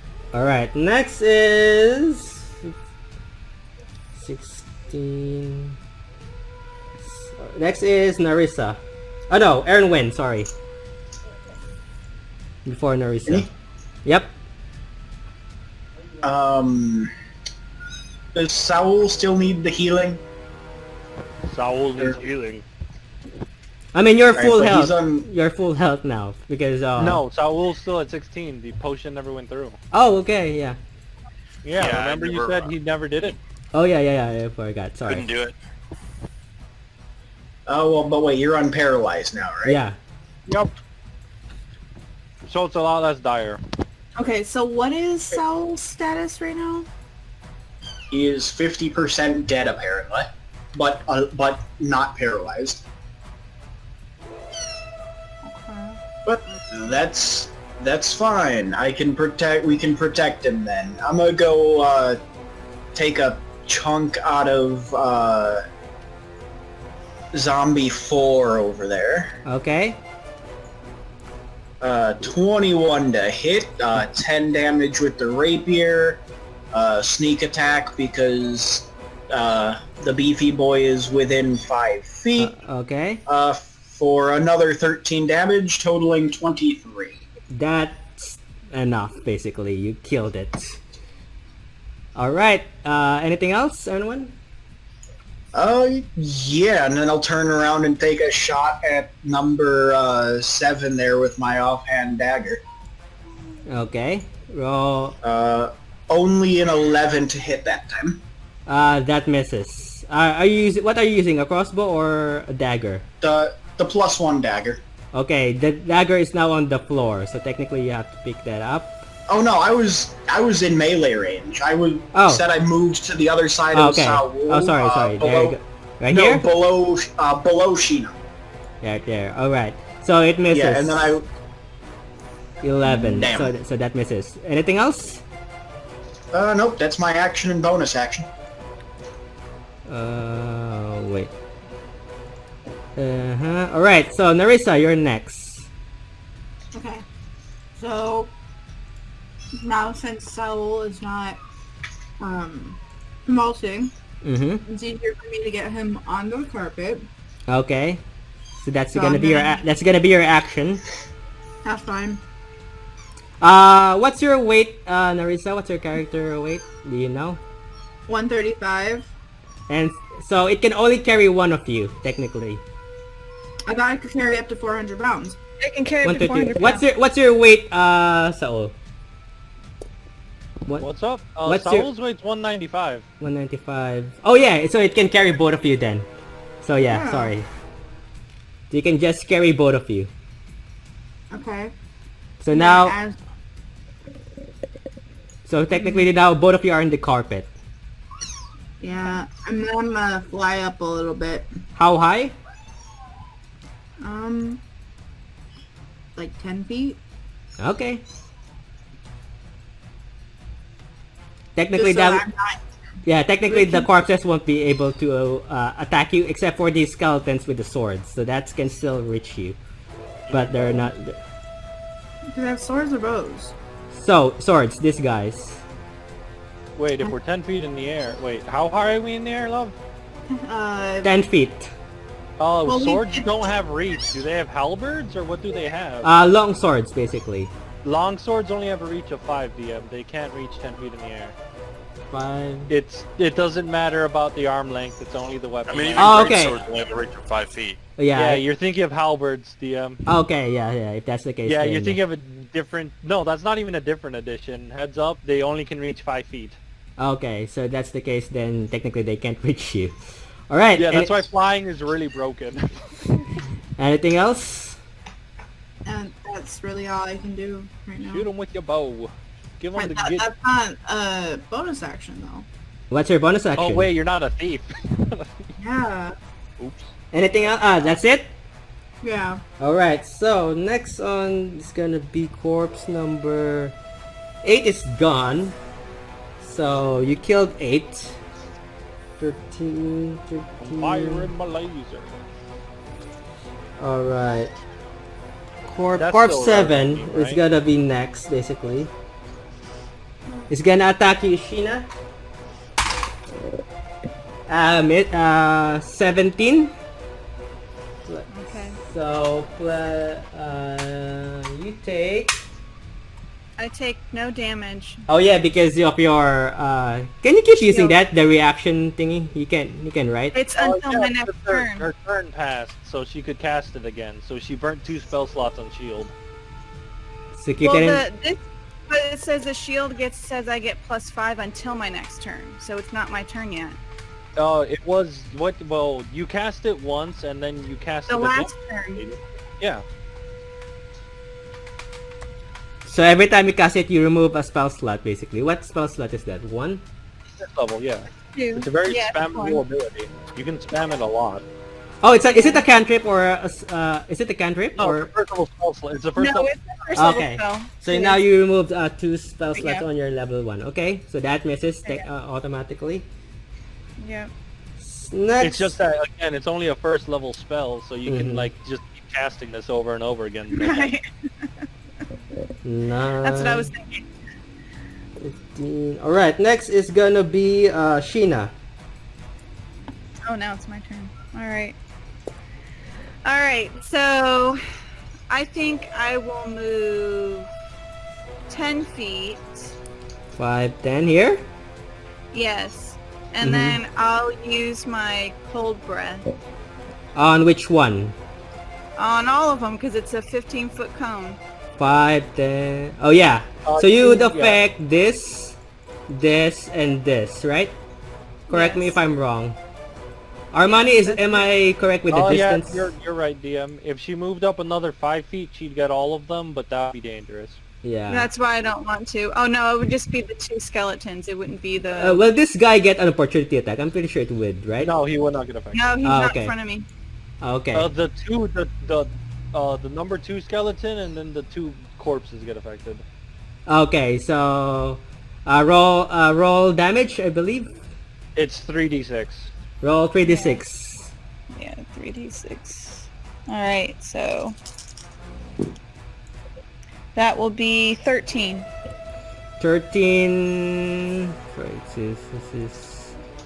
All right, 13. So they absorb the ice technically, and as you call as icy breath spurts out of your mouth, basically. All right. Anything else? I can't do a physical attack, can I? Because once I move, I'm done moving. Once you're done casting the spell, yeah, you can still move. It's just as Yeah. soon as you move from that other corpse, he can attack you. Well, because I have darts too. I didn't know if they're already frozen and I throw a dart, I could cause more damage. But I'll hold off. Okay. Move it along. All right. Yeah. So next is Saul. Saul. Mhm. Alright, well, You're now- all use that cluster of enemies, Okay. I cast Shatter on them. Let me know what it does. It does 11 lightning damage. Oh, no. Make a Constitution saving throw. What's the DC? 14. 14. Not bad for a half-dead guy. What are you affecting all 4? Yeah, all 4 of them. 14. Constitution. 13. 13. Let me just check their stats real quick. Constitution. Constitution is... Yep, they all failed. Alright, But- so that's 13 plus 11, that's 24. They all should be dead. 12... Well, wait. except for Skeleton 1. Skeleton Yeah. 1 should still be alive. So, skeleton number 2 actually survived. These 2 guys... Wait, Did does not. Skeleton number 2 have more than 24 health? No, skeleton number 2 had managed to get a constitution, pass the constitution. You said they all failed. I know. I got a 13. Then he has a plus. They have a +2 on Constitution. Skeleton does. Oh, but you literally just said they all failed is the issue. No, I didn't add the +2, so that's the Oh, It's problem. fine. It happens. It has a 13. So we have zombie number 7, number 2, and number 1 are still up. Yep. Alright, my owl, I look at Nar and I'm like, alright, who do you need help punching real good? We should probably get that zombie out of our flank. Alright, my owl does the help action on the corpse and then fucked off. Okay. Alright, Nar, you have advantage when punching the zombie or hitting it in any capacity. Okay. Next is corpse number 9 is done. Let's see here. Skeleton number. I would say skeleton number 2 is gonna charge in. 5, 10, 15. It's gonna attack you, Nar. Okay. It misses. And then 5, 10, 15. It's gonna attack you, Sheena. Intervention on Sheena. 7. I've pushed that skeleton boy back. So you go here. And we take the hit, right? We take the hit. the hit for Sheena. Okay, one moment. So you get to roll with advantage on that attack. Well, can I also, since it's a reaction, I can use cutting words now on the one that's attacking me now, right? Yep. Okay. Yep. So which which is it? I What do you rolled guys? 6. So Against- the attack was made against her. She uses cutting word, and I use intervention to react to her getting attacked. Okay, so that you don't take damage and the skeleton gets pushed back 5 feet. Yes. Okay, that's a good combination right there. Alright, top of the Skeleton round. has to take a -6 to its attack, right?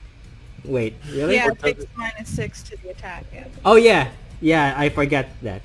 Thank you for reminding me. So it technically misses. So technically That's it literally misses. So So basically, Sheena just shit talks while Nar tackles the fuck out of it. there you go. Okay, top of the round is gonna be Nar. Nar, you have advantage against the corpse. Okay, I'm going to go ahead and unfortunately I'm not in corpse range anymore. You can just walk up to the corpse. It's fine. I have 0 movement once I use that reaction. Oh, So I'm just going throw to- a rock at it. It's fine. I'm gonna double attack both of those skeleton boys. Okay, So I'm attacking number 2 real quick. roll to hit. 25. That definitely hits. Roll damage.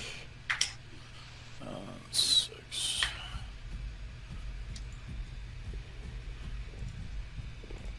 16 damage.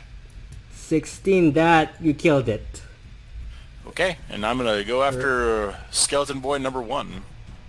Okay, roll. 25 again. That hits. Roll. That's 7. Where is it? Where is the stats of column? 18 damage.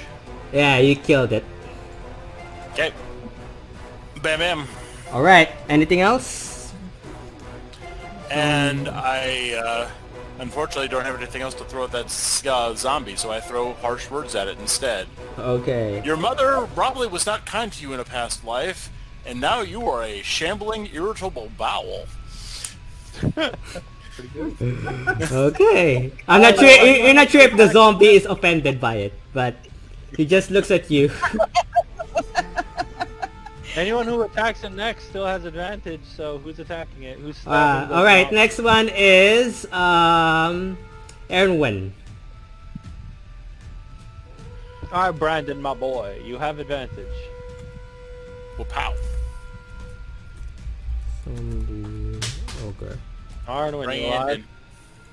Brandon. Brandon. Arwen. Brandon. Sorry, forgot I was muted. I it's was yelling okay. at cats.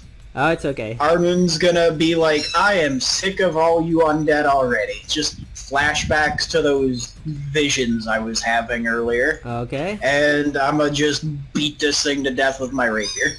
Okay. You have advantage. Oh, wow. 14 to hit. 14 to hit. Okay. Roll. That hits. That just hits. The damage was 12 piercing. The thing's within 5 feet, so sneak attack for an additional 15.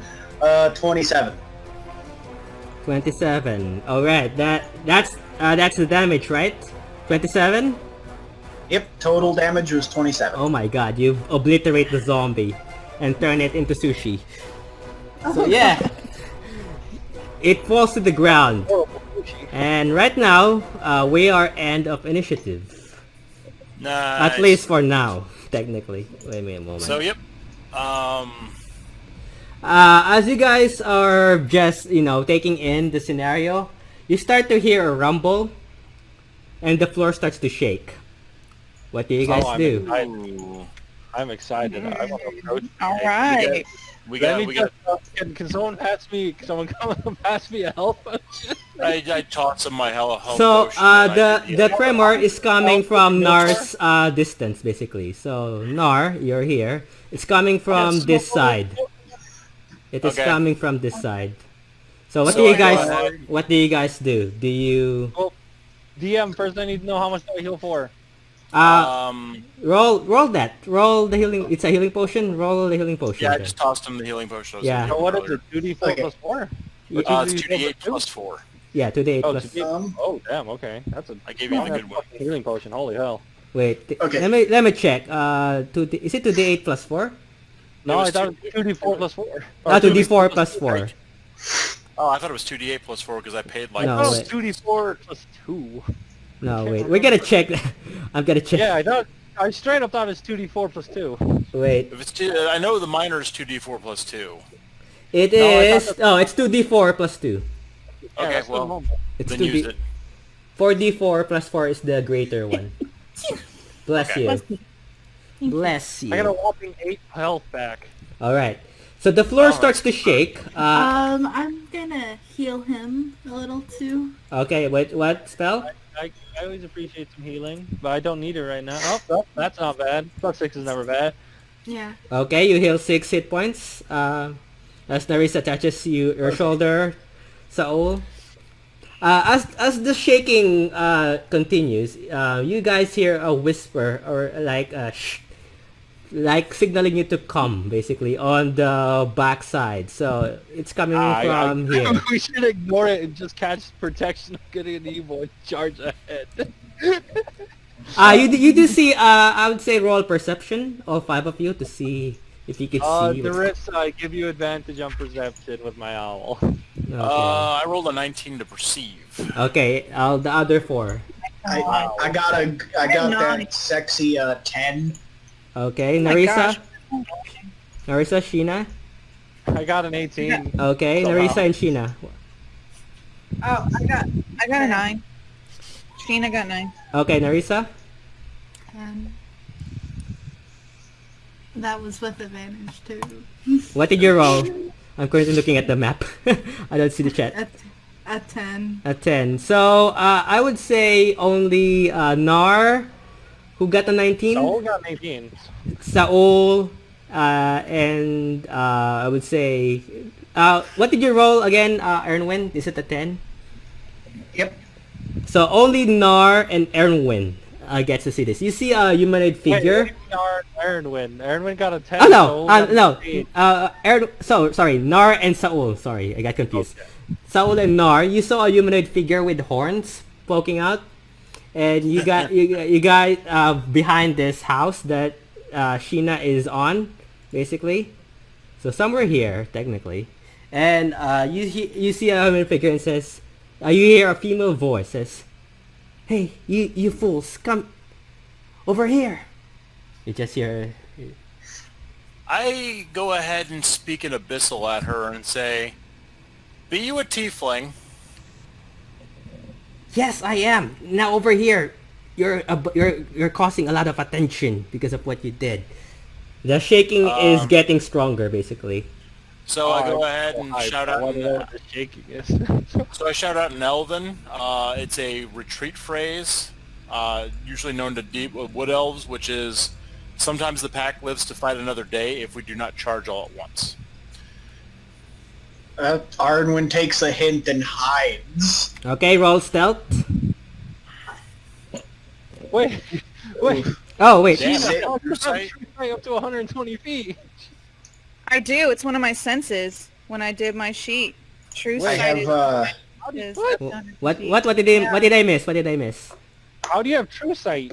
I'm It's- so when I went on the D&D Beyond, and I just put in my changing a bard to a 3 and picked my proficiencies. It put true sight up to 120 feet under my senses. So my passive wisdom, passive perception, passive insight, and passive investigation is 17, and it has true sight written underneath.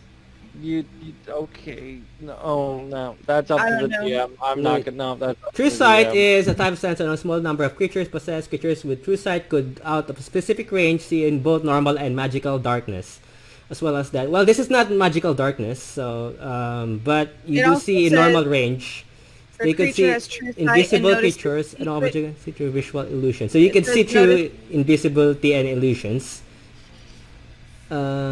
True sight. I'm also reading that the creature has true sight. Notice secret doors hidden by magic. You can see into the ethereal plane, all out to a range of 120 feet. So if I can see a secret door or any doors that might not be able to be seen with this smog stuff going on, I can see it. Let me see. What level is true sight basically? True sight is like a 6th or 7th level spell, my man. So I have no idea where she gets it. No clue. Yeah, true sight is a level 6 spell. It's not under my spells though. It's under my senses. There's On the almost D- no way you can have it as a sense unless you're a level 15 warlock. So And even then, it would only be up to 30 feet.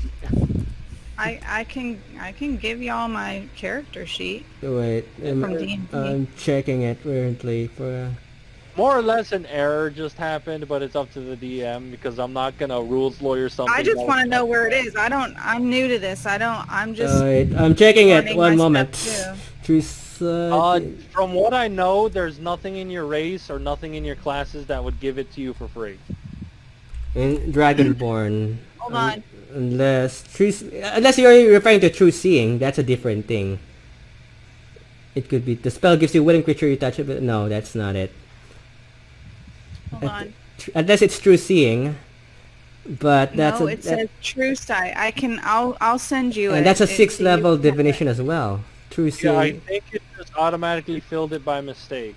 The sheets aren't infallible. Okay. The sheets make mistakes because the sheets are kind of dumb. it. Okay. But you have night vision of 60 feet. You have or dark vision Yeah, of you 60 have feet. dark vision though, 60 feet. So that's Okay. one. I think. So technically, you Alright, you do see the figure technically. All right. Well, I'll with that. ignore it then. I'll just cross it off. That way I won't see it anymore. I got confused with that as well. Yeah, because Dragonborn only has 60 feet of yeah. Dark vision. Yeah, dark vision. That's a thing that confuses me as well. All right, so you see this figure signaling you. The shaking is getting stronger. What do you guys do? I want to. Arnwin rolled a 16 on his stealth to hide. Yeah, that. Okay, so Arwen just fades in the fog. Angelica, me, Uh-huh. rolled stealth of 20. Wow, you beat the rogue. I've been learning. So I also rolled really shit for my stealth roll. Only got So, rolled a 5. one moment you see, what you call, for some reason, Saul, you feel like you're all alone in the carpet. Oh, but yeah, it's fog. You Arnwin can just hide anywhere. Narissa is with you, but for some reason, you're having a hard time. I yell at Nar. I'm like, "Hey Nar, are we gonna fight or what are we doing?" Personally, I think we need to go ahead and investigate who's over there in the shadows. So are you So I all go your... ahead and I tell I tell him, Saul, hold down the fort while I go and investigate. Alright, I will hold down the fort as I fly, as I try to command the thing to go above the buildings to see what I see. All right.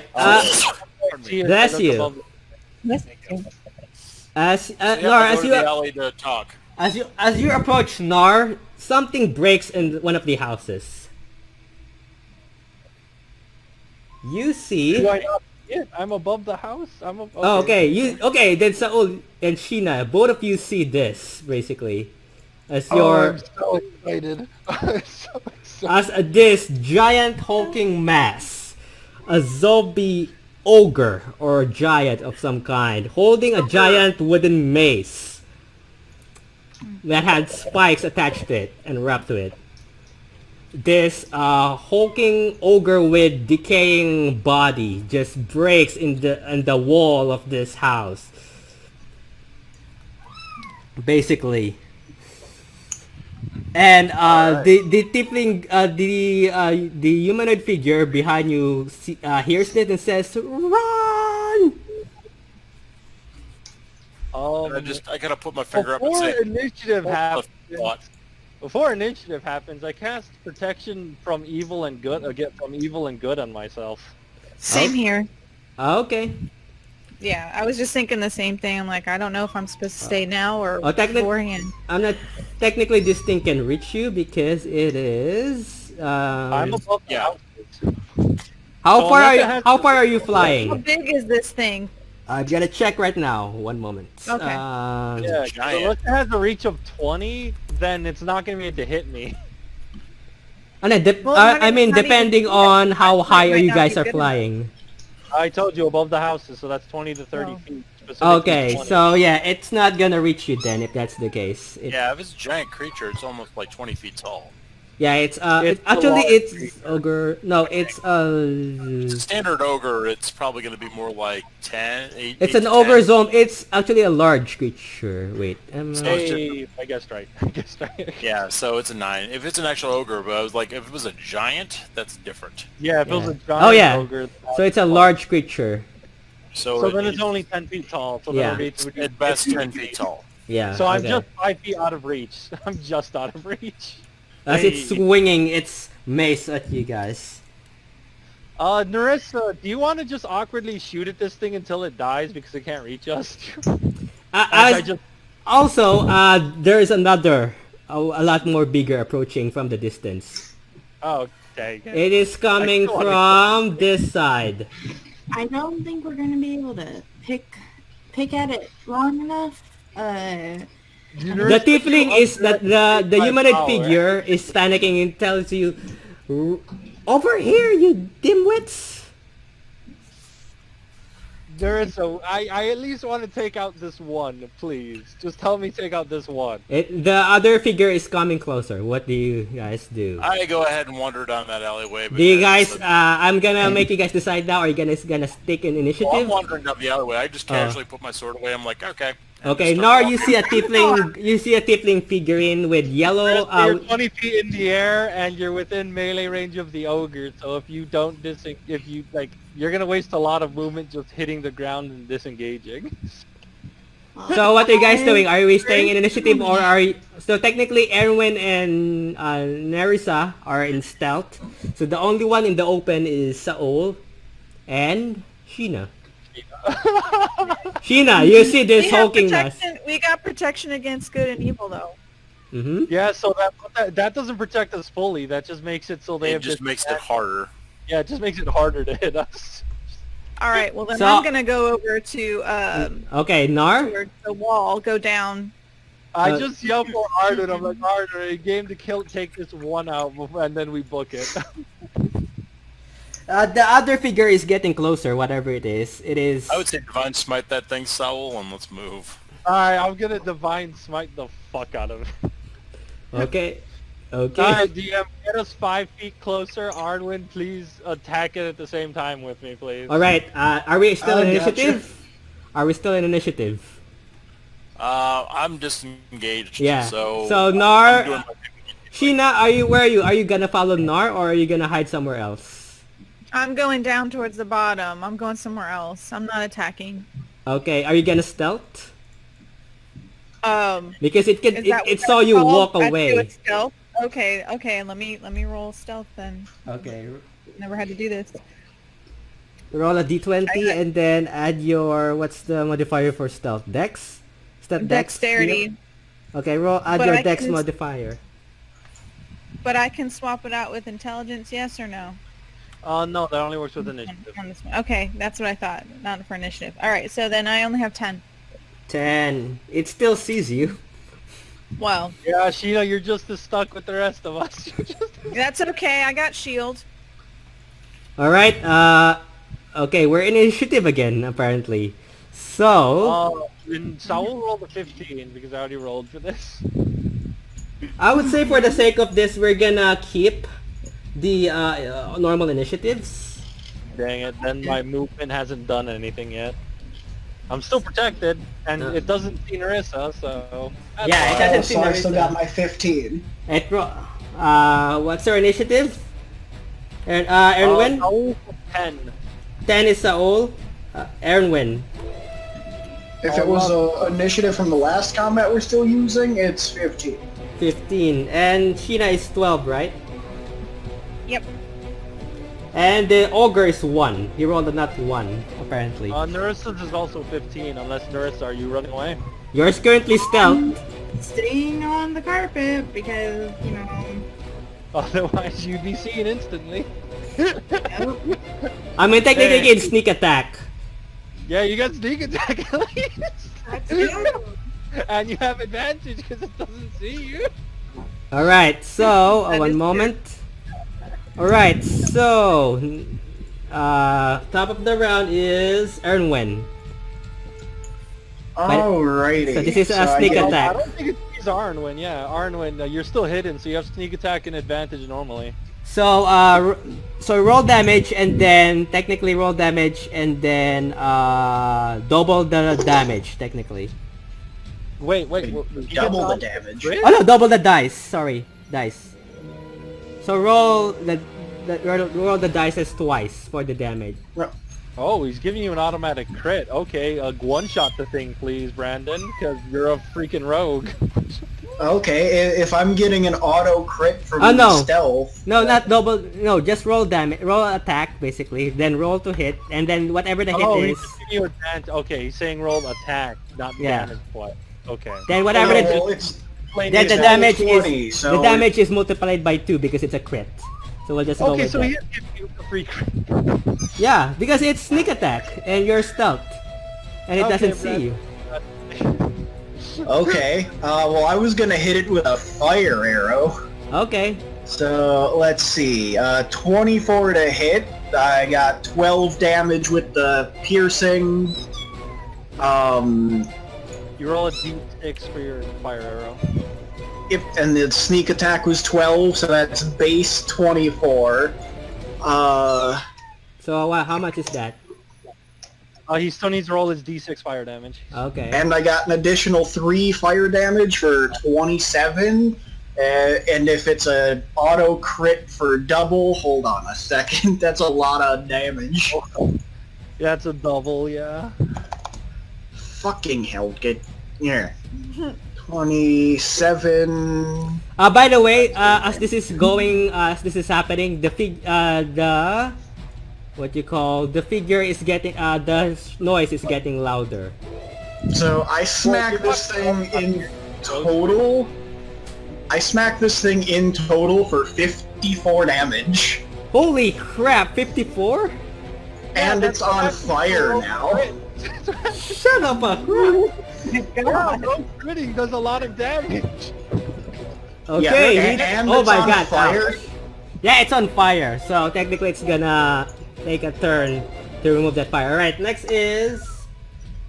Narissa, are you, what you call, joining them or not? Are you just stealthing? You get a free crit. Join them, and No. And hold on, I'm gonna bonus action to hide again. Or roll stealth? There's, Oh, come on, mouse, don't do this shit now. Well, actually, that shouldn't have been a... Oh, no, so 21 on stealth. Yeah, that's enough. Alright, so, Nerissa, Or ogre let me know if you're gonna attack or are you gonna remain in stealth. I'm gonna attack. Alright, roll sneak attack, basically. With what? Our spell? Or... Oh, you start rogue now at this point. Okay, so is this undead? Or Yep, is this... it's undead. Then yeah, I'm gonna use my hand crossbow. Continue getting good at it, I suppose. Or... Okay. Dissonant Whispers. What is your call? Does that affect undead? Dissonant Whispers. Is Dissonant Whispers a charmed effect?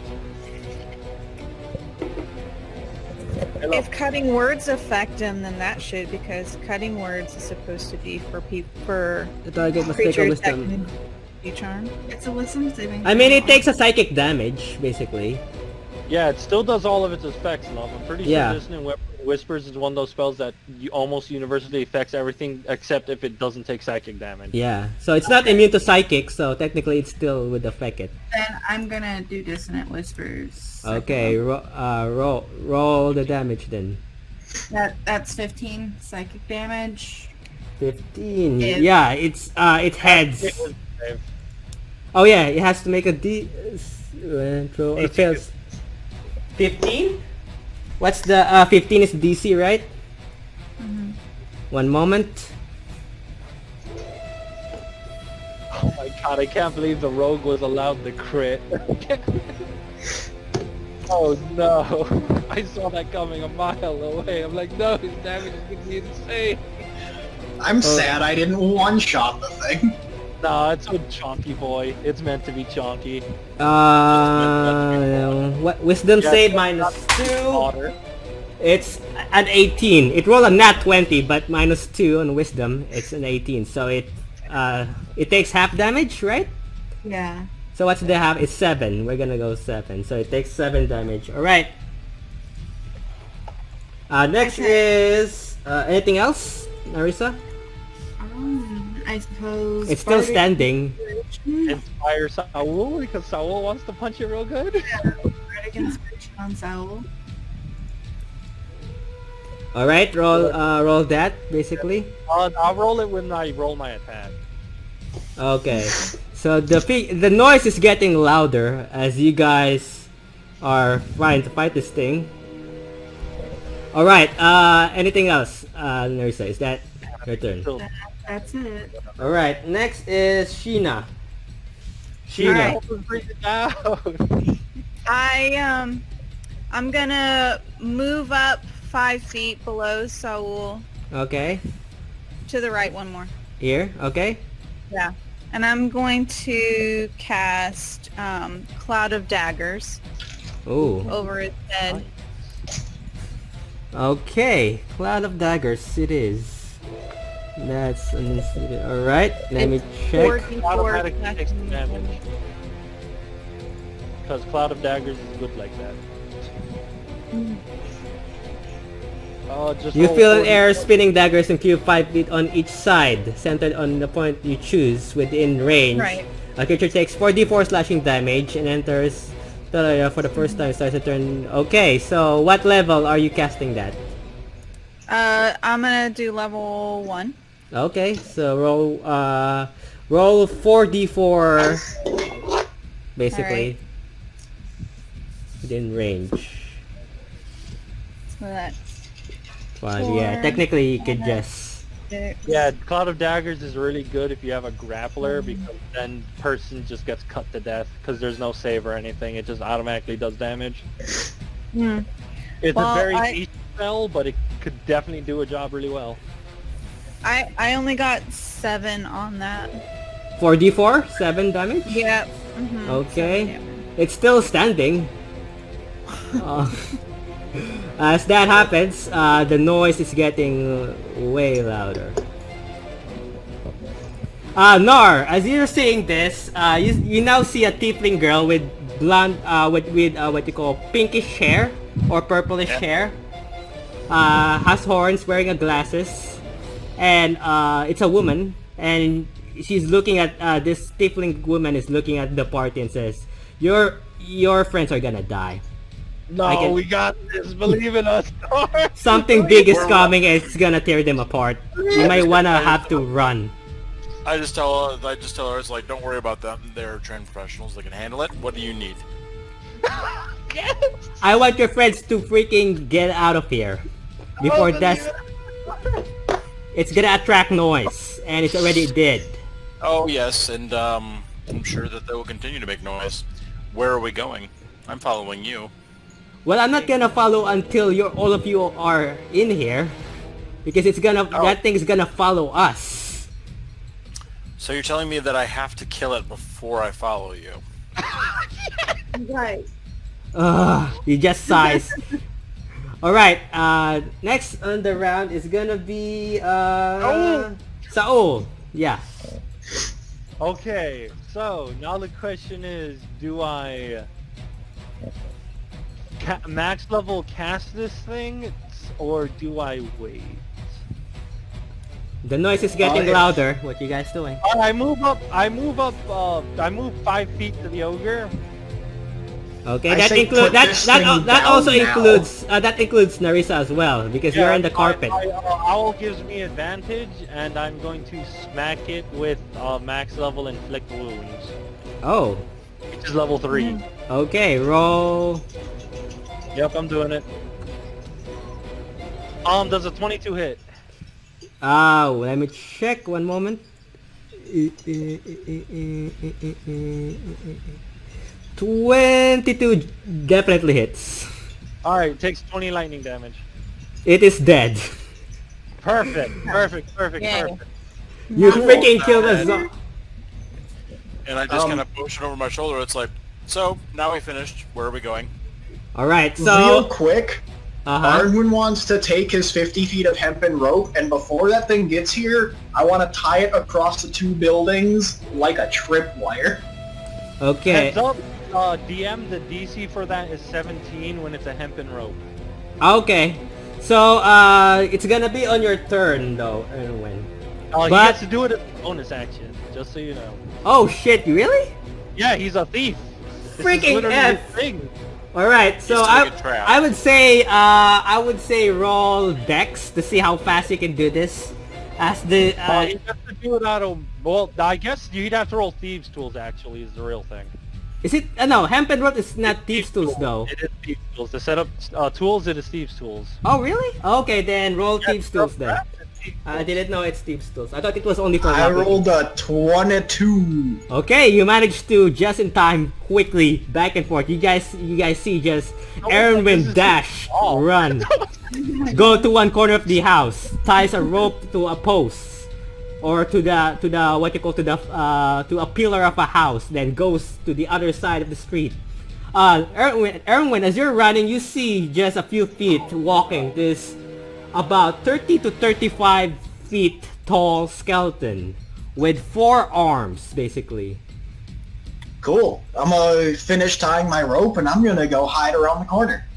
Okay, as you finish tying on the other side, you run, and it doesn't even pay attention to the rope as it's focused now intently on you as it sees you. So what's the DC for this? 17 on... On DM, is it going to be a strength save or a dexterity? I would say it's strength, because it's gonna push to the rope, basically. So depends... Okay, well then yeah, it's a 17, DC 17 strength check. 11, let me check its stats. Oof, does 11 beat 17? Because I'm gonna check its stats, basically. It rolled... one moment. This... Where is it? No, not that. Where is it? It has a plus 3. Nope, it fails. It has a plus 3. It rolled an 11. You So that guys... means it's not prone at the very least. What? Sorry? Yeah, it's prone at the very least. So it drops. You guys see on the other side of the street a I giant... look at Tina, do you know hold person? Yes, I do. Sheena, I alter, also know hold person. Sheena, alter Oh, to yeah, a that's dexterity save. Alter it to a dexterity save now. So now it's here, but it's prone. Sheena, do it now. Please cast it. Also, right. Also cast it. Both of you, do it now. Right? But it's Okay. not a person. It's It's a Oh, wait, creature. it's not a person, it's not- Fuck, you're right. God damn it. You mean hold monster, technically, so that's a different thing. we don't have a monster. I'm an idiot. Saul just starts panicking on his carpet because that was Can we his please get going? We don't need to stay. But I want to kill it. I know you want to kill everything. but Can I take my rope back and tie it up? We are not. Yeah, it's not gonna be enough. This is big. It is not enough. I would definitely tell you that. It's not enough rope. Oh, yeah, it might not be enough. Well, what about just tying up its feet? Is 50 feet of rope enough to tie its legs together? No, That's it's not gonna be long enough. Dang it, not even for its legs. No, it's not. It's a huge creature, so it's not enough technically. Dang it. How big is this creature? It's Huge creature is usually a 20 by 20, sometimes 30 if the DM is feeling really big. yeah, it's big. It's about it's actually yeah, somewhere around that height. Yeah. If the DM's feeling really big, then yeah, upwards to nearly 30 feet. Yeah, It is So up how much does it weigh? a lot. a lot.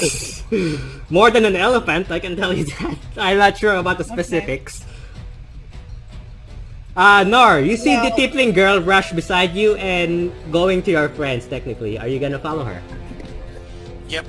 All right. Dang it. You guys I see wanted the to kill tiefling this girl thing. waving I her still have hands. my fight. I'm still good. Then just kill it. If you really want to kill it, kill it. Yeah, but none of you guys Well. are with me, so I'm gonna go retreat next to Nar with the carpet. All right. Arwen's right here, ready to go. Blow this bitch up. Hilarious. Do All right. it. Because So- I was gonna say, I'm just letting you know that we also know like levitate. So let me guys know, are we done with initiative or are you guys Nope, I gonna... guess we're going. We're gonna No, we're keep just trying. gonna kill it. Put me back, DM. Oh my god, okay. Alright, DM, what's its initiative now because it's not prone? Okay, it's got a 14, so we're still keeping the old one. So you guys are gonna kill this thing. Oh my god. We're gonna try! Well, Uh, I think I'll the do- tiefling girl looks at you, Nar, and looks at you and says, "Really? Do they have a death Trained wish?" professionals, that's also what it says. And then she yells basically because there's no point of stealthing. You're gonna attract everything from around the city. There's more of them coming here. You want another one? I suggest not. Leave it be. You just hear it scream. What do you guys Kill do? them all, Are what? I mean, it's top of initiative, and I had the 15, right? And it has 14. Yep. So it will be you. So I wanna know now. Are you guys gonna leave or are we gonna stick with initiative? We're fighting it. I'm gonna attack it. It's prone, so I get advantage, right? Yep. On melee. Okay. Attack it. It is. Cool. So we're still in initiative. Nor it's up to you if you wanna. Oh, that's Oh, a crit. nat 20. Okay, roll So damage it's- then. That is That's doubling it. 14 piercing plus 10 for the sneak attack. 48. If 40 it's double damage. Oh my god. Yeah, this Okay. is why rogues aren't allowed to crit. My Right? god. And then I'm going to bonus action disengage and Move. get as far away as possible. Okay. Alright, anything else? Nope, that's my turn. Alright, next is this, I'd say Narissa, right? Are you joining? This chaos? I will go ahead and shoot it with my crossbow. Okay, roll to hit. 20, and then I'm also gonna do sneak attack.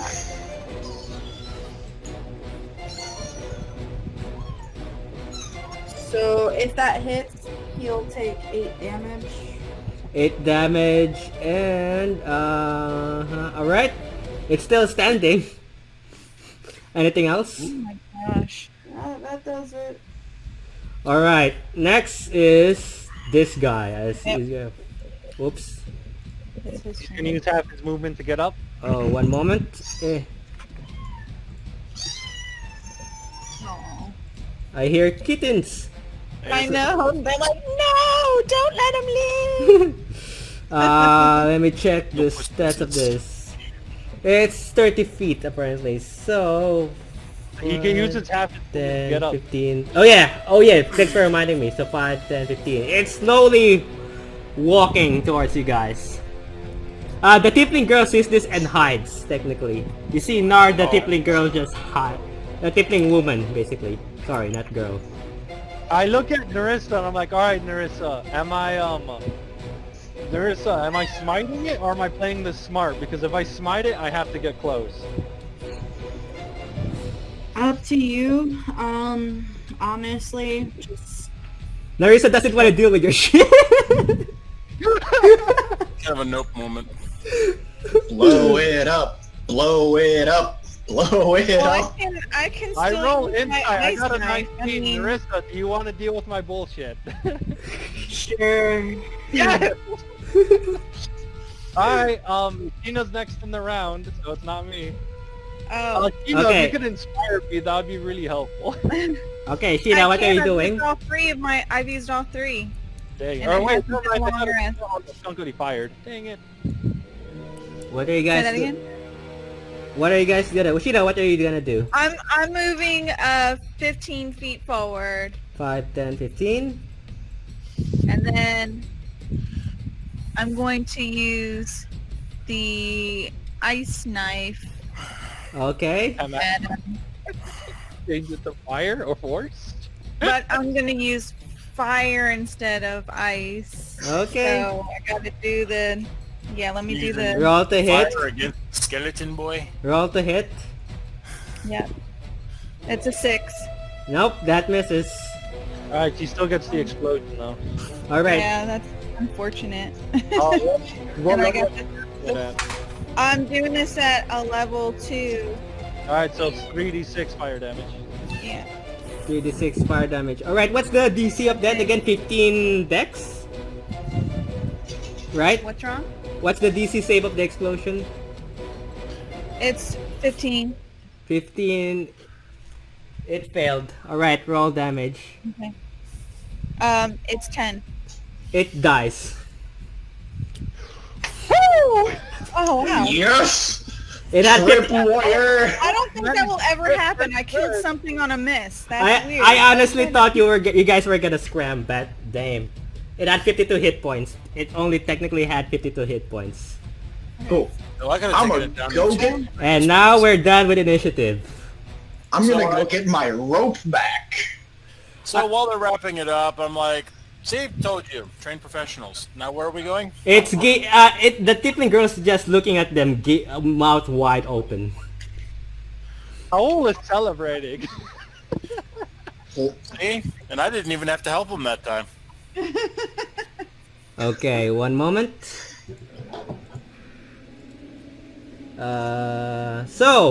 Basically, you guys, after, I would say by the time this is happening, you hear more noises, and all of you, what you call cower on the side of the street, so that you won't be seen as you begin to approach this. I would say, Saul and Sheena, are you still at the, oh no, Saul and Narissa, are you still at the carpet? Or are you going down? Well, it's only been like 30 seconds, so...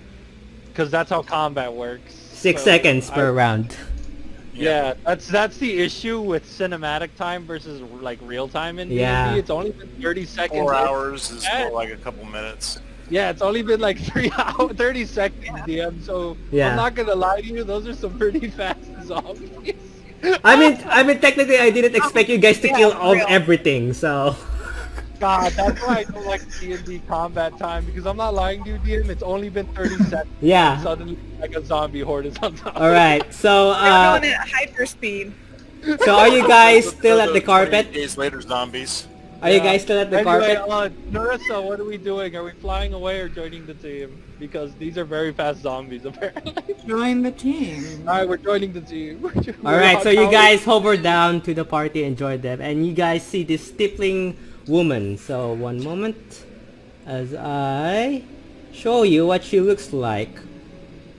Because technically, bless you. Thank you. He looks like this. Let me know if you see her. You look like person. So that's what she looks like. Only blonde? No, she has purple hair, has horns. Okay. He has a dark brown skin, wear glasses. He has this reddish orange cloak, and a pouch on her side. Saul, being as untactful as he is, asks the obvious question. How long have you been here, and how have you not turned into a zombie? Since I was, as you look at that, she looks at all five of you, and then as you ask that, Saul says, "Oh, I see. How could I not assume that you're not from here? That explains everything. Well then, there's a lot of things that I need to explain to you. Well." He looks at you, Nar. Technically, you're safe. As for the other four friends, I'm not sure about what their fate is. Okay, so those with infernal lineages are safe. God damn it. No! So I just kind of stretch and I go, cool. That's something that came good out of my imposing visage. No, So, not cool. You brought four friends with you that are not immune. So technically, Well, they I can didn't turn know into Not even anything. Dragonborn? That sucks. Well, No, I'm not sure I about said- Dragonborn. I never seen a Dragonborn before. Everyone here is either elven, half-elf, or human, and orc, which technically they turn. And then he looks at Nar. He's not technically orc because he has horns growing on his head. Yeah, So I'm I'm kind guessing of- you're not orc. So that's just a good sign I that. am one of a kind. So, but yes, I do have, and I say an abyssal, infernal blood. Well, that means you're safe then, if you're a tiefling, because tieflings are immune. The rest of you, he looks at all four of you, are not. And then looks at you, Sheena. I'm not sure about Dragonborns, but the last thing I want to see is a Dragonborn walking corpse. So, let's not find that, shall we? I seriously can't believe what you guys did was very stupid. You attracted a lot of things. But Yeah, they're gonna come in. I did not expect you to kill everything there, but okay, I'm not even gonna ask. There's a I guess, like he said, we're trained professionals. Yep. I could see that now. There's a settlement somewhere around here where there are people, or at least what's remain of them. I'm guessing. He looks at you, Nar. I'm guessing you're gonna be useful. Hopefully. Oh, well, that's a polite way of saying that I have use. I don't know. Well, not technically your skills of combat. It's your blood. Well, that's less polite, but thank you. Yeah, tieflings here are very, I would say, how would I say this? Useful in terms of their blood because that's what prevents people from turning, or at least temporarily. We have no other ways of trying to prevent this unless, I'm guessing none of you have turned so far, so it's either you have given your blood to them or you're just here recently, so either way, I do not know. Fair. So, where are we going? And I don't think we caught your name. Oh. Well, let me just check my notes again. Where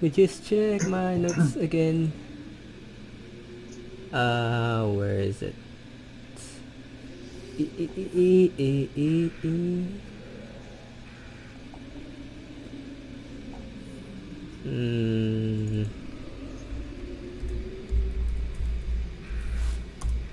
Oops. One moment.